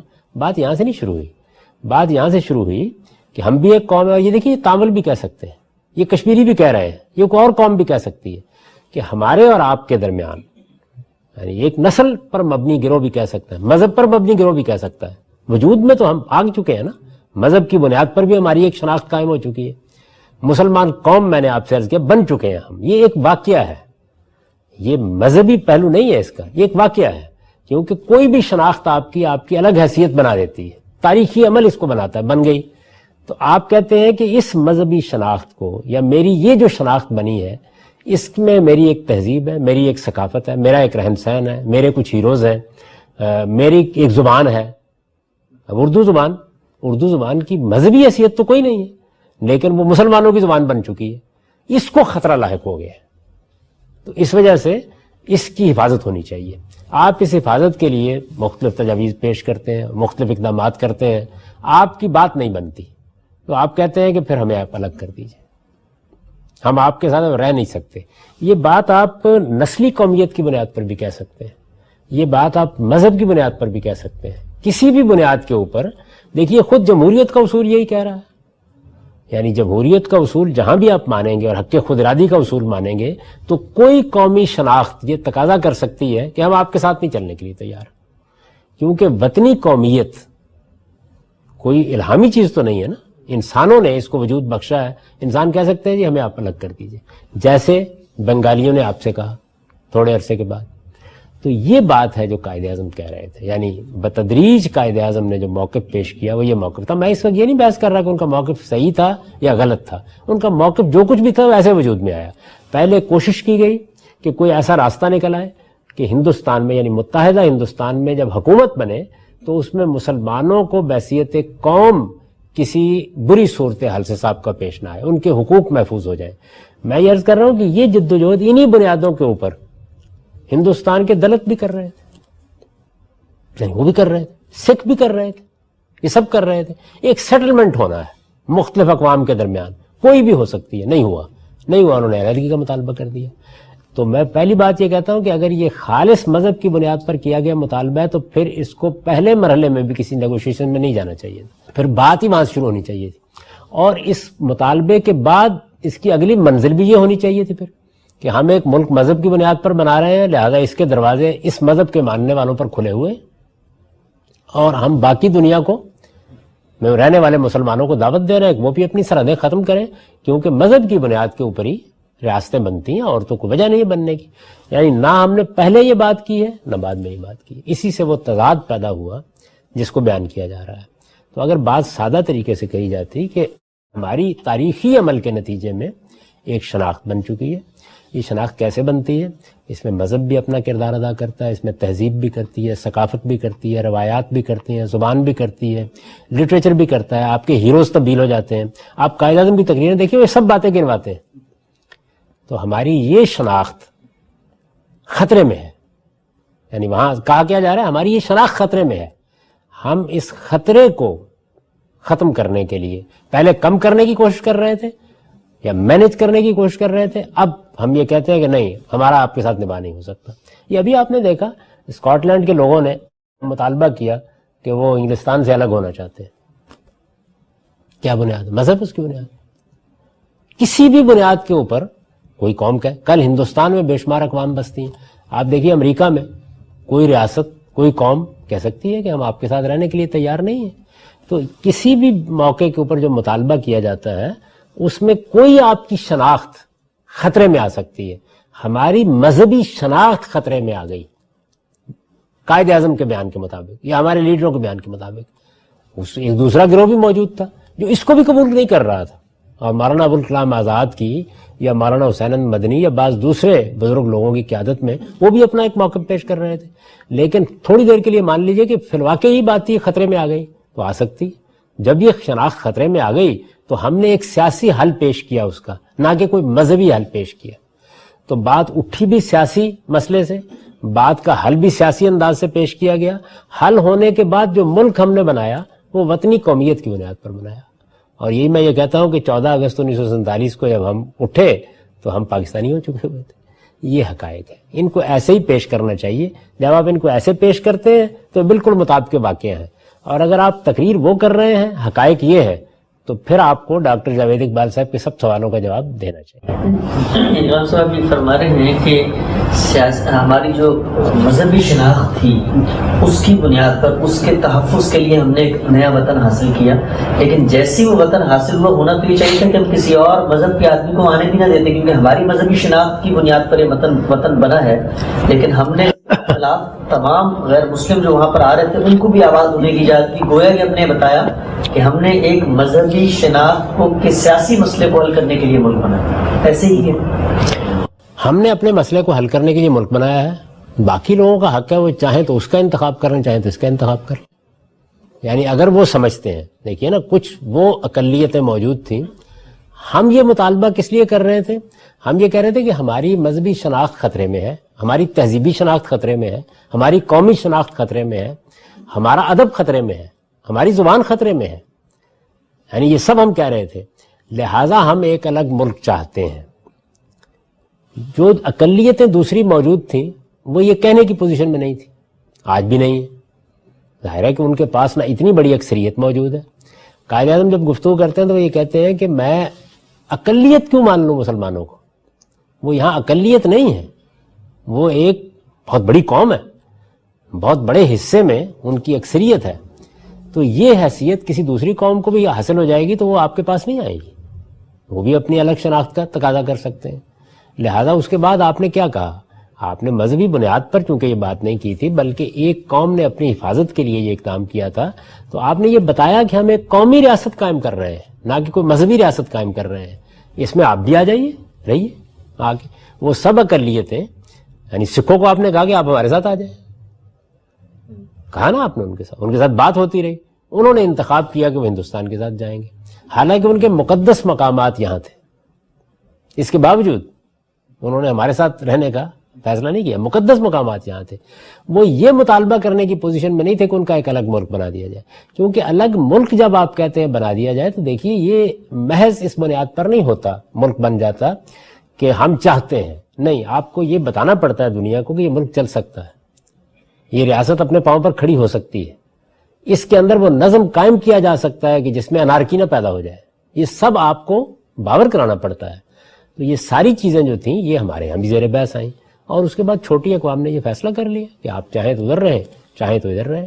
گویا وہاں ہندو اکثریت کے ساتھ رہنے والوں نے بھی یہی فیصلہ کیا, اور یہاں مسلم اکثریت کے ساتھ رہنے والوں نے بھی یہی فیصلہ کیا. وہاں ہندو اکثریت نے بھی یہ نہیں کہا کہ اب یہ ہندو ملک بن گیا چلے جاؤ یہاں سے, اور یہاں مسلمان بھی یہ کہنے کی پوزیشن میں نہیں تھے کہ جو یہاں موجود ہے غیر مسلم وہ چلے جائیں اور آئندہ کوئی آیا نہ کرے. یہ آپ نہیں کہنے کی پوزیشن. کیوں؟ وجہ یہ ہے کہ آپ مذہبی اپنی شناخت یا اپنی تہذیب یا اپنی روایات کی حفاظت کے لیے ایک اقدام تو کر رہے ہیں, لیکن وہ سیاسی اقدام ہے, وہ مذہبی اقدام نہیں ہے. تو اس لیے آپ سیاسی طور پر یہی بتائیں گے کہ اس وقت کی دنیا میں لوگوں کے حقوق کیا ہیں. تو آپ نے کہا وطنی قومیت کی بنیاد پر ہم ایک ملک بنا رہے ہیں, جو اس ملک میں بستا ہے وہ سب برابر ہے. چنانچہ دیکھیے یہی وجہ ہے کہ قائد اعظم نے پھر 11 اگست کو بڑے واضح لفظوں میں یہ کہہ دیا کہ اب یہ ملک وطنی قومیت کی بنیاد پر بن گیا ہے. اب کوئی سیاسی لحاظ سے نہ ہندو ہندو ہے نہ مسلمان مسلمان, ختم ہو گئی بات. چاہ رہے تھے کہ آپ نے فرمایا کہ اسلام میں قومیت, یہ جو چند روایتوں میں اس طرح کی بات ملتی ہے, المؤمن للمؤمن کالجسد الواحد, اب اس سے لوگ بعض اوقات استدلال کرتے ہیں کہ دیکھو جسم میں تو آزادی ملے ہوئے ہوتے ہیں، صرف روح کا یعنی یکسانیت نہیں ہے، یہ بھی ایک نوعیت کی ترغیب ہے کہ مومن کے ساتھ اسی نوعیت سے جڑ کے مل کے رہتا ہے۔ دوسری جو چیز آپ نے فرمائی کہ شناخت اسلام نہیں ہے قومیت کی اسلام میں، اس کے باوجود مسلمانوں کو ترغیب دی گئی ہے کہ وہ اپنے اہل مذہب کے ساتھ ایک رشتہ قائم کریں قوت کا۔ تو جو رشتہ قائم ہوگا جب قومیت کی بنیاد مذہب ہے ہی نہیں، وہ میرا وطن ہے، میری نسل ہے، یا میری زبان یا میرا رنگ ہے، تو پھر میری اخوت مذہب کی بنیاد پہ کیوں قائم ہو رہی ہے، یا مذہب کی بنیاد پہ میں ترجیح کیوں دوں؟ میں دو قوموں میں مجھے انتخاب کرنا پڑے تو میں اسلام کا کروں گا، تو پھر مذہب تو قوم کے معاملات میں آگے نہیں آتا۔ قوم کے معاملات میں نہیں آیا، انسانی اخلاقیات میں داخل ہو گیا۔ یعنی میں ایک اخلاقی وجود ہوں، تو جب میں کسی کو اپنا بھائی کہتا ہوں تو میرے اوپر کچھ اخلاقی تقاضے عائد ہو جاتے ہیں، وہ عائد ہو گئے جب یہ کہا گیا کہ یہ سب مسلمان اب بھائی ہیں، ایمان کے رشتے میں بندھے ہوئے ہیں۔ دیکھیے، جب میں یہ کہتا ہوں کہ ساری انسانیت آدم و حوا کی اولاد ہے اور اس لحاظ سے ایک اخوت وہ بھی ہے جس میں ہم سب بندھے ہوئے ہیں، تو اس میں کبھی یہ سوال پیدا نہیں ہوتا کہ مجھے اس کے لازمی نتیجے کے طور پر اب امریکی نہیں رہنا، انگریز نہیں رہنا۔ بالکل ایسے ہی جب میں یہ کہتا ہوں کہ ایمان کے رشتے سے ہم سب بھائی ہیں، تو اس سے بھی سوال پیدا نہیں ہوتا۔ اصل میں قومیت کا رشتہ ایک بالکل دوسری چیز پیدا کرتا ہے، وہ ایک سیاسی عصبیت پیدا کرتا ہے، اور اس سیاسی عصبیت کی بنیاد پر میں کچھ اقدامات کرنے کا پابند ہو جاتا ہوں یا مجھے کرنے چاہیے۔ لیکن میں آپ سے عرض کر رہا ہوں کہ اس سے زیادہ قوی اور فطری بنیاد نسل ہے، اس کو آپ نے توڑ دیا، اور کتنی قومیں اس وقت دنیا میں بتائی جا سکتے ہیں جو نسلی لحاظ سے آدھی ادھر ہے آدھی ادھر ہے، موجود ہے نا۔ تو اس کا مطلب یہ ہے کہ آپ نے قوموں کو ایک ریاست میں ڈالنے کے لیے اس قومیت کی بنیاد کو بھی تسلیم نہیں کیا، تو اس سے کوئی فرق نہیں پیدا ہوا۔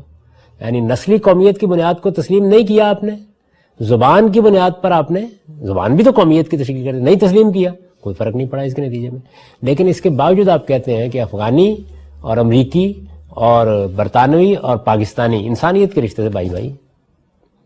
تو بھائی بھائی ہونا در حقیقت تعبیر ہے ان اخلاقی تقاضوں کی جو میرے اوپر اور آپ کے اوپر عائد ہو جاتے ہیں۔ یہ بہت خوبصورت تعبیر ہے، اور یہی اختیار کی ہے قرآن مجید نے۔ یعنی اب گویا ہم حقوق کے لحاظ سے بالکل برابر ہو گئے ہیں، ہمارے بھائی ہیں وہ، ہم ان کے بھائی ہیں، اور جس طرح میں نے اس کے تقاضے بیان کر دیں گے، بھائی آپ بھائی ہیں تو پھر آپ کو ان چیزوں کا لحاظ رکھنا چاہیے۔ قومیت بالکل ایک الگ چیز ہے، جس طرح وطنی قومیت اختیار کرنے کے بعد لازم نہیں ہے کہ آپ اپنی نسلی قومیت چھوڑ دیں، ایسے ہی مذہب اختیار کرنے کے نتیجے میں آپ کا اخوت کا رشتہ قائم ہو گیا، یہ لازم نہیں ہے کہ آپ اپنی قومیت سے دستبردار ہو جائیں یا اپنی ریاست سے دستبردار ہو جائیں۔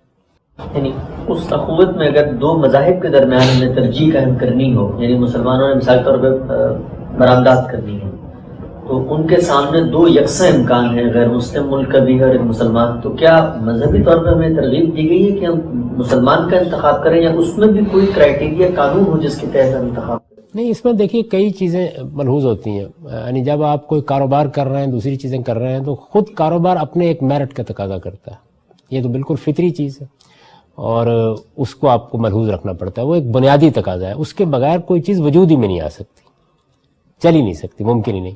جہاں آپ کے پاس ترجیح کی کوئی وجہ نہیں ہوتی، یعنی ایک ترجیح کے وجوہ وہ ہے جو کسی چیز کا تقاضا ہے، مثلا مجھے ایک منصب کے لیے کسی کا تقرر کرنا ہے، تو یہاں ترجیح کے وجوہ تو لازماً میرٹ ہوگا نا، وہ اس میرٹ کے اوپر ایک مسیح پورا اترتا ہے، اس پر ایک بدھ پورا اترتا ہے، اس پر میری نسل سے مختلف پورا اترتا ہے، تو وہاں مجھے اللہ تعالیٰ نے یہ حکم دے دیا ہے کہ ان تودوا الامانات الی اہلہا، یعنی یہ تو میرٹ کی بنیاد پر ہوگا سب کچھ ہوگا۔ ایسے ہی کاروبار کرتا ہے آدمی، تو کاروبار کا بھی ایک میرٹ ہوتا ہے جس کی بنیاد پر آپ فیصلہ کرتے ہیں کہ میں یہ کاروبار یہاں بہتر کر سکتا ہوں، اس کے نتائج اچھے ہوں گے۔ ہاں، آپ کے پاس اس بنیاد پر کوئی فیصلہ نہیں کرنا، برابر کی سطح پہ لوگ کھڑے ہیں، آپ کہتے ہیں میں اپنے مسلمان بھائی کو ترجیح دوں گا، ضرور دینا چاہیے۔ مطلب موجودہ قومی ریاستیں دوسری جنگ عظیم کے بعد وجود میں آئی ہیں، اور اس دوسری جنگ عظیم میں ہمارا جو مسلم اتحاد پہلے قائم تھا دنیا میں، وہ جس طرح ہمارے مذہب کی بنیاد پہ بھی ہو سکتا ہے اگر ہم اس کو سیاسی طور پہ قائم رکھیں، سلطنت عثمانیہ تھی، اس کو استعمار نے توڑ دیا۔ تو اب مسلمان بحیثیت قوم کیا اس جدوجہد میں شریک نہیں ہو سکتے کہ ہم استعمار کے اس ظلم کے خلاف دوبارہ سے اکٹھے ہوں، کیونکہ ہم پر جبرن یہ مسلط کر دیا ہے جو ہم ٹکڑوں میں بانٹ دیا۔ یہ بھی ایک سوال ہے کہ کیا جبرن ہوا اور کیا نہیں ہوا، لیکن میں اس کو ایسے ہی تسلیم کر لیتا ہوں جیسے آپ نے بیان فرمایا. تو میں نے تو ایک دفعہ بھی یہ نہیں کہا کہ آپ یہ نہ کریں، ضرور کریں. میں نے تو یہ عرض کیا ہے کہ آپ تحریک لے کے اٹھیں کہ ہم یونائٹڈ اسلامک اسٹیٹس قائم کرنا چاہتے ہیں، ہم متحد ہونا چاہتے ہیں، ہم اپنی سرحدوں کو ایک دوسرے کے لیے کھول دینا چاہتے ہیں. یہ سب باتیں کہیں، میں بہت خوش آئند سمجھتا ہوں، بڑی اچھی بات ہے. لیکن یہ ہوگا کیسے؟ یہ ہوگا جو کچھ حقائق ہیں ان کے مطابق. یعنی یہ ایک سیاسی بات ہوگی، مذہبی بات نہیں ہوگی. سیاسی چیزیں ہمیشہ جو حقائق اس وقت موجود ہوتے ہیں ان کی بنیاد پر وجود پذیر ہوتی ہیں. اگر وہ حقائق موجود نہیں ہیں تو یہ محض ایک خواب ہوگا، اور اگر موجود ہے تو پورا ہو جائے گا. تو اس وجہ سے کوئی آدمی اپنے ذہن میں یہ چیز رکھ کے مسلمان ملکوں کے پاس جائے، اس کا کوئی قابل عمل فارمولہ پیش کرے، لوگوں کو اس پہ قائل کرے، بہت اچھی بات ہے. مثال کے طور پر ہمارے جلیل القدر ہندوستان کے عالم مولانا وحید الدین خان صاحب نے ایک موقع پر یہ کہا تھا کہ جو لوگ یہ خواہش رکھتے ہیں اس کے پورا ہونے کی اس وقت عملی صورت صرف ایک ہی ہے، اور وہ یہ کہ اتفاق سے، اس کو آپ سوء اتفاق کہیں یا حسن اتفاق، سعودی عرب میں ایک بادشاہت قائم ہے. تو اسی بادشاہت کو آئینی طور پر تمام مسلمان ملکوں کی بادشاہت مان لیا جائے. سارے مسلمان ملک اس کو تسلیم کر لیں کہ آئینی طور پر، جیسے کینیڈا ملکہ برطانیہ کی بادشاہت کو مانتا ہے یا آسٹریلیا مانتا ہے، تو سارے مسلمان ملک اس کو تسلیم کر لیں، کیونکہ یہ ایک واقعہ ہے جو ہو چکا ہوا ہے. اور آئینی طور پر، یعنی آئینی بادشاہت، وہ بادشاہت نہیں جو خود سعودی عرب میں قائم ہے، یہ کر لیں. اور باقی جگہوں میں بڑا اچھا پارلیمانی نظام چلائیں، جس طرح کینیڈا میں چل رہا ہے، امریکہ میں چل رہا ہے. تو مسلمانوں کے اس جذبے کی تسکین ہو جائے گی. اگر آپ غور کریں تو یہ ایک نہایت قابل عمل تجویز ہے. آپ کو بہت شوق ہے تو عمل کر لیجیے. تو اصل میں اس کو دیکھنا پڑے گا کیا چیز قابل عمل ہے، کیا ہو سکتا ہے، کیا ممکن ہے، کس کے لیے حالات سازگار ہیں. جب آپ کہتے ہیں کہ میں ایک کاروبار کرنا چاہتا ہوں تو مجھے حق ہے نا کہ میں یہ کہوں کہ یہ کاروبار آپ کے لیے موزوں ہے یا نہیں ہے، ہو سکے گا یا نہیں ہو سکے گا، اس کے امکانات ہیں یا نہیں ہے. یا پھر سیاسی بحث ہوگی. آپ مذہب کے دائرے سے بحث کو نکال لیجئے، میں ہو سکتا ہے آپ کے ساتھ کھڑا ہوں، لیکن جب تک وہ بات مذہب کے دائرے میں ہے وہاں میں پوری قوت کے ساتھ یہ کہوں گا کہ مذہب ایسا کوئی مطالبہ. مطلب اس میں ایک سوال یہ آپ نے فرمایا کہ جو قوم ہے اس کی بنیاد زبان بھی بن سکتی ہے، نسل بھی بن سکتی ہے، علاقائی طور پر ان کا مذہب بھی بن سکتا ہے، مذہب بھی بن سکتا ہے. اس میں جب ہم یہ کہتے ہیں کہ نسل بھی بن سکتی ہے تو اس میں کیا اخلاقی طور پر ایک سوال پیدا ہوتا ہے کہ ایک خطے میں مختلف قومیں آباد ہیں، وہاں پر اکثریتی قوم اپنی نسل کی بنیاد پر قومی شناخت کو نسلی بنا دے، تو اس سے حد تلفی ہوتی ہے باقی دوسری قوموں کے رہنے والے لوگوں کی. تو کیا ہم وہاں پر ہی جا کر ان کو دعوت دیں گے کہ تم نے قوم کی، جس طرح ہم ابھی کہہ رہے ہیں کہ قوم کی بنیاد مذہب غلط بنائی ہے، تو ہم وہاں جا کے کہیں گے کہ تم نے قوم کی بنیاد نسل غلط بنا دی؟ پہلے تو میں عرض کرتا ہوں کہ میں یہ نہیں کہہ رہا کہ قومیت کی بنیاد مذہب غلط بنائی ہے. میں یہ کہتا ہوں اس کا کوئی حکم اسلام نے نہیں دیا. ایسی چیزیں بن جاتی ہیں، یعنی اس کو تاریخی عوامل بناتے ہیں. نسل کے معاملے میں بھی اگر آپ بہت پیچھے چلے جائیں تو آدم اور حوا کے پاس تو جا کے ختم ہو جائے گی، وہاں تو مختلف نسل نہیں ہو سکتی نا. یعنی تاریخی عمل ہے جس نے کرنوں میں ایک الگ شناخت بنا دی ہے. اس میں کیا کیا چیزیں ہیں جنہوں نے کردار ادا کیا ہے، اس کے نتیجے میں آپ کہتے ہیں کہ افغان یا ملے یا چینی ایک قوم بن گئی. رنگ نے کردار ادا کیا ہے، زبان نے کردار ادا کیا ہے، تاریخ نے کردار ادا کیا ہے، ثقافت نے کردار ادا کیا ہے، بن گئی. اس پہ بحث نہیں ہے کہ یہ بن گئی تو غلط کام ہو گیا ہے، یہ صحیح ہے، بن گئی ہے. اب اصل سوال یہ ہے کہ اس کی بنیاد پر آپ ایک ریاست بنانے جا رہے ہیں. جب آپ ریاست بنانے کے لیے جانیں گے جب وہاں سوال یہ پیدا ہوگا کہ ریاست کے خطہ زمین کا نام ہے، اس میں آپ تنہا بستے ہیں، بنا لیجئے، کوئی نہیں روکے گا آپ کو، بنا لیں. میں مثال دے رہا ہوں کہ اگر جزیرہ نما عرب میں صرف عرب بستے ہیں اور وہ کہتے ہیں جی ہمارا یہ ملک ہے اور ہم اب عرب قومیت کی بنیاد پر یہ بنا رہے ہیں، اس میں اب کوئی غیر عرب نہیں آباد ہو سکتا، نہیں آباد ہو سکتا، تو یہ آپ بنا لیجئے، بڑی اچھی بات ہے. لیکن سوال یہ ہے کہ جو قوم جس کا آپ ذکر کر رہے ہیں وہ نسلی بنیاد پر یہ ریاست بنا رہی ہے. آپ کہہ رہے ہیں وہاں دوسری قومیں آباد ہیں، تو دوسری قومیں آباد ہیں تو پھر وہ ریاست کیسے بنا لے گی؟ پھر تو اس کا مطلب یہ ہے کہ وہ خطہ ارض، یعنی میں جب پیدا ہوا تو ایک مکان تھا اور اس مکان میں میرے 4 بھائی رہ رہے تھے، تو اب اس میں میں تنہا کیسے اس مکان کا مالک بن سکتا ہوں؟ یہ اخلاقی سوال پیدا ہوتا ہے.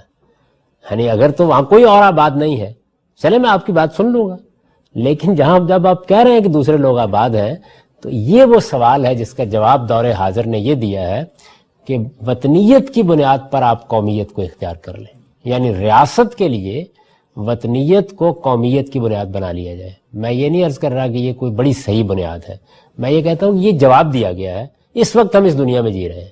آپ اگر اس جواب کو غلط سمجھتے ہیں تو دوسرا کو جواب دے دیں، کیا حل کریں؟ مجھ سے اگر آپ پوچھیں ذاتی رائے تو میں یہ کہتا ہوں کہ یہ جو آپ نے وطنی ریاستیں بنائی ہیں ان کی بھی کوئی ضرورت نہیں ہے، یہ ایک بے ضرورت کام ہے۔ آپ اس دنیا میں اس وقت اللہ تعالیٰ نے وہ اسباب پیدا کر دیا، عالمی ریاست قائم کریں۔ یعنی ان اسباب سے بہت پہلے برٹن رسل یہی بات کہتا ہے، وہ دنیا سے رخصت ہو گیا۔ تو اب تو صورتحال یہ ہے کہ مواصلات کے غیر معمولی ذرائع وجود میں آ گئے، یعنی اب کیا مشکل رہ گئی ہے؟ آپ اگر ساری دنیا میں انتخابات کرانا چاہیں تو وہ بھی کوئی 2-3 مہینے میں ہو جائیں گے۔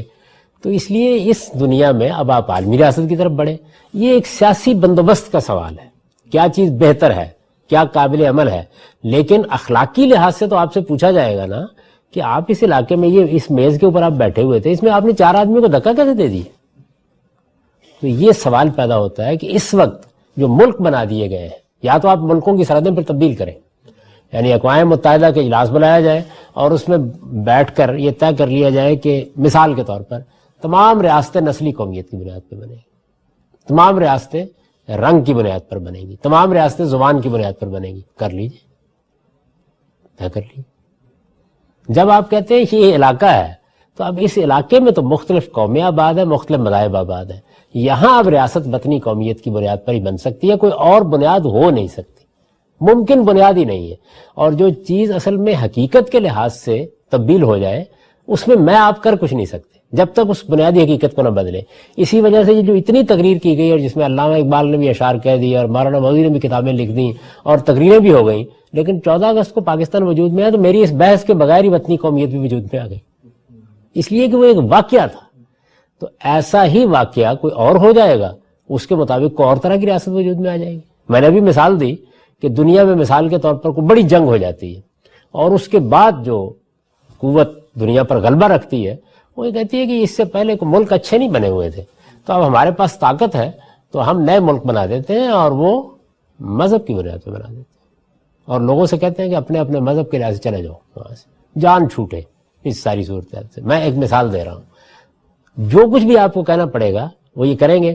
اچھا طاقت کے بلبوتے پر تو ہو سکتا ہے آپ لوگوں کو یہ کہہ دیں، لیکن اگر لوگوں سے پوچھیں کہ آپ مذہب کی بنیاد پر امریکہ چھوڑ کے چلے جائیں، اس کو روب عمل کیسے کریں گے؟ پاسبل کیسے ہے؟ تو اس لیے میری گزارش یہ ہے کہ سیاسی حقائق اصل میں تاریخی عوامل سے وجود میں آتے ہیں، ان کو مینج کیا جاتا ہے۔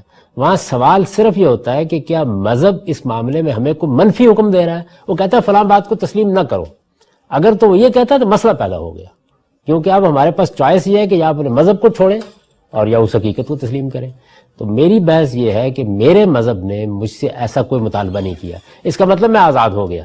اب آزاد ہو کر میں تجویز پیش کر سکتا ہوں کہ آئیے نسل کی بنیاد پر ریاستیں بنا دیتے ہیں، آئیے وطن کی بنیاد پر ریاستیں بنا دیتے ہیں، آئیے زبان کی بنیاد پر ریاستیں بنا دیتے ہیں۔ ایک آدمی تقریر کرتا ہے وہ یہ کہتے ہیں کیا مصیبت ہے، 4 15 قومی زبانیں بنانی پڑتی ہیں، لوگوں میں کمیونیکیشن نہیں ہوتی، مصیبت بن جاتی ہے۔ تو آئیے زبان ایک بڑی فطری بنیاد ہے، ساری دنیا کو نئے سرے سے تقسیم کر دیتے ہیں، اس کی تحریک چلا دیتا ہے، چلا دے، اگر دنیا اس کی بات مان لے گی تو مجھے کوئی اعتراض نہیں۔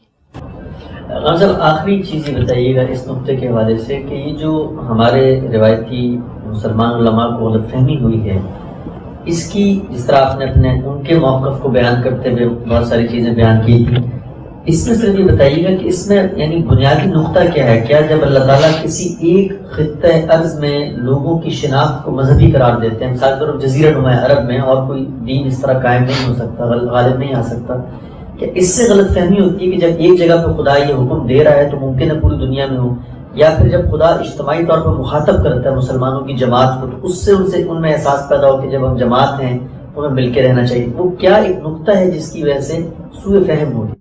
میرا خیال 2 ہی بنیادی چیزیں ہیں۔ ایک تو وہی کہ تاریخی عوامل نے مسلمانوں کو بالفعل ایک قوم بنا دیا ہے، یعنی یہ واقعہ ہے نا، میں نے تو اس واقعے کا کبھی انکار نہیں کیا، بالفعل ایسا ہو چکا ہے کہ مسلمان اس وقت اپنی ایک قومی شناخت بنا چکے ہیں۔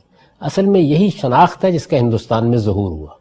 یہ کسی دوسری قوم یا کسی دوسرے مذہب کے مقابل میں کسی دوسری جگہ بھی ظاہر ہو سکتی ہے. یعنی ممکن ہے کہ کسی وقت مصر میں مسیحیوں کے مابین، یہاں تو ہندوؤں کے مقابل میں ہوا، مسیحیوں کے مابین ہو جائے یہ معاملہ، تو آپ کی جو مذہبی شناخت بن چکی ہوتی ہے وہ ایک قومیت کا احساس پیدا کر دیتی ہے. یہ تاریخی عوامل سے ہوا ہے. ایک تو یہ موجود ہے پیچھے. دوسرے یہ ہے کہ رسالت پاک صلی اللہ علیہ وسلم نے چونکہ ہجرت کرنا پڑ گئی، یعنی ایسا نہیں ہوا کہ مکے میں لوگ مسلمان ہو گئے اور وہیں آپ کی حکومت قائم ہو گئی ہو، بلکہ آپ کو ہجرت کرنا پڑی، اور اس میں مذہب کی بنیاد پر لوگوں نے اپنا وطن چھوڑا. علامہ اقبال نے بھی اسی سے استدلال کیا. جب مذہب کی بنیاد پر وطن چھوڑا تو اس سے ایک تاثر یہ پیدا ہوا کہ باقی چیزیں کوئی اہمیت نہیں رکھتی. یہ ہوگا لازمی طور پر، ایسا ہی ہوا نا وہاں پہ. یعنی آپ نے مذہب کی بنیاد پر اپنی قوم کو چھوڑ دیا، اپنے وطن کو چھوڑ دیا، اپنے علاقے کو چھوڑ دیا اور گئے. اور ہمارے ہاں ہجرت کا وہ واقعہ بڑی غیر معمولی حیثیت اختیار کر گیا. قرآن مجید نے ان مہاجرین کو بہت خراج تحسین پیش کیا، تو یہ چیز بھی وجود میں آ گئی. اس کے باوجود میں یہ کہتا ہوں کہ جو ہمارے قدیم علماء تھے ان کو ریپرزنٹ کون کر رہا تھا ہندوستان میں؟ وہ تو دیوبند کر رہا تھا نا. تو دیوبند کا سب سے بڑا آدمی تو یہ کہہ رہا تھا کہ اس زمانے میں قوم اوطان سے بنتی ہے. انہوں نے تو اس کو مذہبی مسئلہ نہیں بنایا. تو حقیقت میں اگر آپ دیکھیں تو اس وقت علماء بالکل ٹھیک جگہ پر کھڑے تھے، لیکن مسلمانوں کا جدید پڑھا لکھا طبقہ اس کے بالکل برخلاف کھڑا تھا. الٹ تھی صورتحال. اب صورتحال کیا ہوئی ہے؟ اب صورتحال یہ ہے کہ علماء بھی وہ بات نہیں کہتے، جبکہ اس وقت بالکل ٹھیک جگہ پر. ورنہ تو مولانا حسین احمد مدنی صاحب کو یہ کہنا چاہیے تھا نا کہ بھئی آج کل قوم اوطان سے بنتے ہیں لیکن ہم مسلمان تو اس کو قبول کرنے کے لیے تیار نہیں ہیں. تو انہوں نے کس پس منظر میں یہ بات کہی؟ اسی پس منظر میں یہ بات کہی کہ ہندوستان کا سیاسی مسئلہ حل کرنا ہے، تو اب قومیت کی کیا بنیاد ہوگی؟ تو انہوں نے کہا قومیت کی بنیاد وطن ہوگا. آج کے زمانے میں وہی ہوتا ہے. تو میرے خیال میں جو قدیم علماء تھے وہ تو بالکل ٹھیک جگہ پہ کھڑے تھے. انہوں نے اس معاملے میں غلطی نہیں کی. غلطی کچھ دوسرے لوگوں نے کی اور اتنے زور کے ساتھ پھر اس کو بیان کیا کہ سبھی لوگوں کے لیے وہ ایک مسئلہ بن گیا، اور آج تک مسئلہ بنا ہوا ہے. تاہم اس کے پیچھے وہی دونوں چیزیں. آپ نے کہا کہ جیسے علماء قدیم علماء صحیح کھڑے تھے، تو اسی لحاظ سے خلافت راشدہ کے زمانے میں خلیفہ کہاں کھڑے تھے اس معاملے میں؟ خلافت راشدہ تو رسول اللہ صلی اللہ علیہ وسلم کی طرف سے اتمام حجت کے نتیجے میں قائم ہوئی تھی، اور اتمام حجت کے بعد اللہ تعالیٰ کی طرف سے مسلمانوں کا ایک پورے علاقے میں غلبہ قائم کر دیا گیا تھا. تو اس لیے تو مسلم اسٹیٹ تھی نا بحیثیت مجموعی. اس میں تو کسی دوسری قومیت کا کوئی سوال ہی نہیں پیدا ہوتا. لیکن کیا اسی پس منظر میں انہوں نے کوشش کی کہ وہ اس قوم کو بڑھائیں اور آگے جائیں اور غالب آئیں اور قوموں پہ، تاکہ ون نیشن جو علاقہ ان کے لیے مقرر کر دیا گیا تھا اس پورے علاقے کے اندر انہوں نے اپنی حکومت قائم کر دی. اور وہ حکومت قائم ہوئی فوجی اقدام کے نتیجے میں، وہ کوئی جمہوریت کی بنیاد پر قائم نہیں ہوئی تھی. یعنی اس میں تو ملکوں کے ملک فتح کر لیے گئے اور ان پر مسلمانوں نے اپنی حکومت قائم کر دی. تو اس وجہ سے میں آج بھی یہ کہتا ہوں کہ بھئی اب بھی کوئی ہمت ہے تو کسی ملک کو فتح کر کے کر لیں یہ کام. اس کے بغیر نہیں ہو سکتا. وہ جو ملک فتح کرتے تو اسی پس منظر میں کرتے تھے، اس پس منظر میں کرتے تھے جس کو میں نے بڑی وضاحت سے ابتدائی میں بیان کر دیا تھا کہ اللہ کے رسول جب آتے ہیں تو ان کی طرف سے اتمام حجت کے بعد پھر باقی قوموں کے پاس جن پر یہ حجت تمام ہو جاتی ہے ان کے پاس دو ہی راستے ہوتے ہیں، یا وہ زمین سے مٹا دی جاتی ہے یا ان کو محکوم بن کے رہنا ہوتا ہے. تو اسی لیے میں نے یہ سوال اٹھایا تھا کہ اس وقت ریاست پاکستان میں جو غیر مسلم بستے ہیں وہ محکوم ہیں، تو پھر آپ کو بتانا پڑے گا کہ ہم نے ان کو فتح کیا ہے. ایسا نہیں ہے.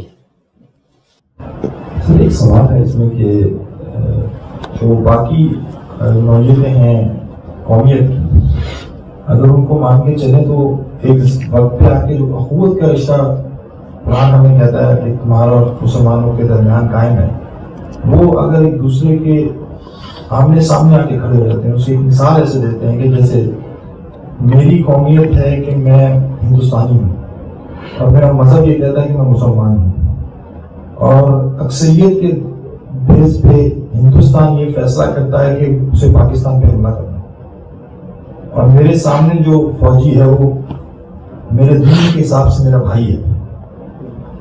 تو مجھے اس پوائنٹ پہ جا کر اپنی قومیت کو ترجیح دینی ہے یا اپنے اخوت کے رشتے کرنی. آپ پاکستان میں آ جائیں، میں پاکستان کا ایک شہری ہوں، پاکستان میں مسلمانوں کی اکثریت ہے. پاکستان یہ فیصلہ کرتا ہے اکثریت کی بنیاد پر کہ اسے ہندوستان پر حملہ کر دینا. اور میں نے اس حملے کا جائزہ لیا اور میں اس نتیجے پر پہنچا کہ بالکل ناجائز اقدام ہے، میں شریک نہیں ہوں۔ تو سب بغاوت میں نہیں چلے جائیں؟ جی میں بغاوت کی سزا بھگت لوں گا، اس لیے کہ یہ معاملہ ایسا نہیں ہے کہ جس کا تعلق کوئی کھیل کھیلنے سے ہے۔ مجھے لوگوں کو مارنے کے لیے کہا جا رہا ہے۔ تو میں چنانچہ آپ کو یاد ہوگا کہ جب ویتنام کی جنگ ہوئی ہے تو بہت سے امریکی تھے جن میں محمد علی کلے بھی تھے، انہوں نے لڑنے سے انکار کر دیا، تو آپ کا فیصلہ ناجائز ہے۔ تو اس لیے جنگ کا فیصلہ قومیت کی بنیاد پر ہوتا ہے نہ مذہب کی بنیاد پر، جنگ کا فیصلہ حق اور باطل کی بنیاد پر ہوتا ہے۔ آدمی کو مارنا جائز ہے تو میں ہندوستان کی امریکی فوج کا حصہ بن کے بھی ماروں گا، یا لازم ہو گیا ہے، اور نہیں ہے تو نہیں ماروں گا۔ اس کی بنیاد یہ نہیں ہوتی کہ یہ میری قوم کا یا میرے مذہب کا آدمی ہے، یہ جنگ کی بنیاد نہیں بن سکتی۔ جنگ کی بنیاد یہ ہے کہ جو آپ اقدام کرنے جا رہے ہیں وہ اقدام جائز ہے یا ناجائز۔ تو جنگ کا فیصلہ اخلاق کی بنیاد پر ہوتا ہے، یہ مذہبی بنیاد پر یا قومی بنیاد پر نہیں ہوتا۔ اگر کوئی آدمی قومیت کی جنگ کرتا ہے اور وہ قومیت کی بنیاد کے اوپر دوسرے انسانوں کی جان لیتا ہے تو وہ قاتل ہے، خدا کے ہاں جواب دینا ہوگا اس کو۔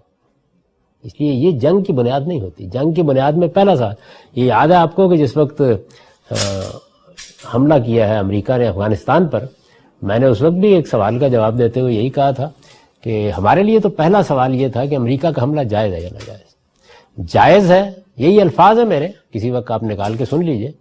اگر یہ حملہ جائز تھا تو پھر ہمیں دل و جان سے ساتھ دینا چاہیے تھا، اور اگر یہ ناجائز تھا حملہ اور ہم اسی نتیجے پر پہنچے تو پھر یہ آپ کیا کہہ رہے ہیں جنگ؟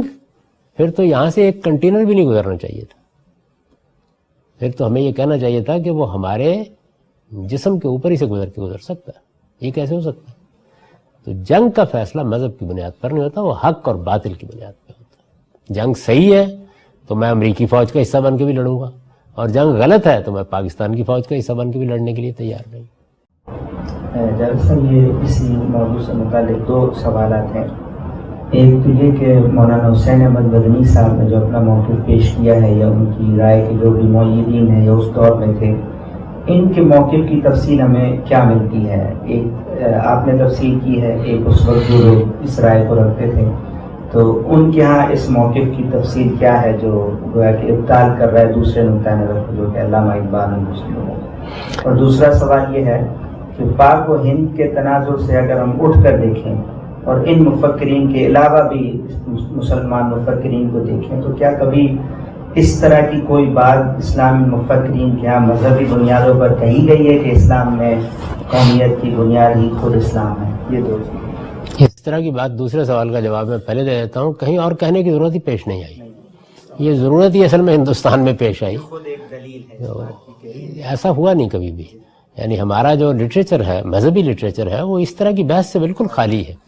آپ نے بھی ایک دین کے عالم کی حیثیت سے آپ نے فقہ بھی پڑھی ہے، کبھی فقہ میں کوئی باب ہے اس طرح کا کہ قومیت اسلام ہے؟ حدیث میں کوئی باب ہے اس طرح کا؟ ہمارا جو مذہبی لٹریچر وجود میں آیا ہے، یعنی اس صدی میں بھی آپ دیکھ لیجئے، اس میں بھی یہ بحث نہیں ہے۔ یہ بحث پیدا ہی ہندوستان میں ہوئی، یہی ہوئی، اور اس بحث پہ ایک اپنے زمانے کی بڑی شخصیت علامہ اقبال شامل ہو گئے، اور انہوں نے اتنے زوردار طریقے سے کہا کہ جو صحیح بات کرنے والے تھے وہ بھی اپنا عذر پیش کرتے رہے کہ مراد یہ نہیں تھی اور مقصد یہ نہیں تھا اور فلاں چیز نہیں تھی اور فلاں، یعنی بعض اوقات حملہ اتنا زوراور ہوتا ہے کہ اس کے نتیجے میں پسپائی ہو جاتی ہے۔ تو ایسا ہوا ہے، ورنہ یہ ہے کہ وہ بالکل درست بات کہہ رہے تھے کہ اس وقت وطن کی بنیاد پر قوم بنے گی، اور آپ جو پاکستان بنا رہے ہیں وہ بھی وطن کی بنیاد پر قائم ہوگا، اس کی قومیت بھی یہی ہوگی۔ آپ کی قومیت بھی کل اسلام نہیں ہوگی، پاکستانی ہو جائے گی، یہی کہہ رہے تھے وہ، اور ایسا ہی ہوا ہے، یعنی عملی طور پر وہی ہوا جو وہ کہہ رہے تھے۔ لیکن اس میں بعض فقہا کی رائے تو سامنے آتی ہے، وہ کہتے ہیں کہ دو امام جائز نہیں ہے ایک وقت میں، مسلمانوں بس ایک ہی ہو سکتا ہے۔ بعض جو یعنی جیل قدر فقہا میں سے نہیں ہے، لیکن بعد کے جو فقہا ہیں ان کی آراء تو ہمارے سامنے ہے، تو یہ کہتے ہیں مذہبی طور پر۔ دیکھیے وہ ایک دوسری بات کہہ رہے ہیں، وہ بات اصل میں دو روایتوں سے پیدا ہوئی، اور بڑی فطری بات ہے کہ جب ایک جگہ مسلمانوں کی ایک حکومت قائم ہو جائے تو نبی صلی اللہ علیہ وسلم نے فرمایا کہ دوسرا آدمی اگر اٹھ کھڑا ہوتا ہے ان کے مقابلے میں تو پھر اس کی سزا ہی ہوگی، بغاوت ہی ہوگی۔ وہ یعنی پاکستان میں ہماری حکومت قائم ہو گئی تو اب تو پاکستان میں جو کوئی اپنی حکومت قائم کرنے کے لیے اٹھے گا، یعنی ہم نے نواز شریف صاحب کا انتخاب کیا، وہ ادھر اسمبلی میں حلف اٹھا رہے ہیں اور ادھر آپ لاہور میں کہیں کہ میرا میری بیعت کرو، تو اس کا نتیجہ تو وہی نکلے گا جو بیان کیا گیا ہے، یعنی پھر اس کے خلاف اقدام کیا جائے گا ہر حال میں۔ تو یہ بات ہے جو آہستہ آہستہ آگے آتے آتے، چونکہ مسلمانوں کی ایک پوری عالمی سطح کی حکومت قائم ہو گئی تھی، تو تیسری، چوتھی، پانچویں صدی میں یہ صورت اختیار کر گئی کہ وہ مسلمانوں کا ایک ہی حکومت ہونی چاہیے، تو یہ ایک فقہی رائے بن گئی۔ لیکن اصل بات یہ تھی جو چلی وہاں سے، وہ بڑی فطری بات ہے، معقول بات ہے، میں نے اس کی توضیح بھی کر دی اور بتا بھی دیا اس کو۔ حسین احمد مدنی صاحب کی یہ جب چھپا ہے مضمون ہمارے اخباروں میں، تو اس کے بعد پھر جو سوالات اٹھائے گئے تو بنیادی طور پر 4 تھے، تو ان میں سے ایک میں نے اسی موضوع کو بنیاد بنا کے یہ بتایا تھا کہ یہ جو حدیثیں 2 بیان کی جاتی ہیں ان کا صحیح مطلب کیا ہے، تو اس کو بھی اس کے ساتھ ہی آپ پڑھ لیجئے، اس سے واضح ہو جائے گا۔ بالکل سوال کا جو دوسرا حصہ تھا کہ مدنی صاحب کا جو وہ ہے موقف ہے، کیا انہوں نے بھی اس طرح کی کوئی تفسیر اس وقت کی تھی یا اس پر بحث مباحثہ ہوا تھا؟ یعنی انہوں نے دینی لحاظ سے اپنا موقف پیش کیا تھا یا ایک واقعے کو بیان کیا تھا، ان کو مذہب کو زیر بحث نہیں لائے تھے، اور اس کے بعد جو توضیحات ہوئیں، زوردار حملہ ہوا، تو وہ بھی یہ تھا کہ ایک بیان واقعہ ہے، یعنی مولانا نے کوئی دینی موقف نہیں بیان کیا، انہوں نے کہا اس زمانے میں قومیں اوزان سے بنتی ہیں، یہ ایک واقعے کا بیان ہے، کلام نہیں کیا انہوں نے، کوئی چیزیں لکھی کرنے کی گنجائش ہی نہیں رہی تھی بھائی۔ جو حملہ ہوا وہ اتنا غیر معمولی تھا کہ ایک لمبے عرصے تک تو عذر معذرت ہی ہوتا رہا، اور اس کے بعد بھی یہ تھا کہ کچھ توضیحات کی گئیں جن کے بارے میں بیان کیا جاتا ہے کہ علامہ اقبال نے بھی کہا کہ نہیں ان کا موقف واضح ہو گیا ہے، وہ غالباً وہی بات کہہ رہے ہیں جو میں نے کہی تھی، تو اس طرح کا ایک کمپرومائز ہو گیا۔ بس جذباتی معاملات جب اس سطح پر پہنچ جاتے ہیں تو ایسا ہی ہوتا ہے عام طور پر۔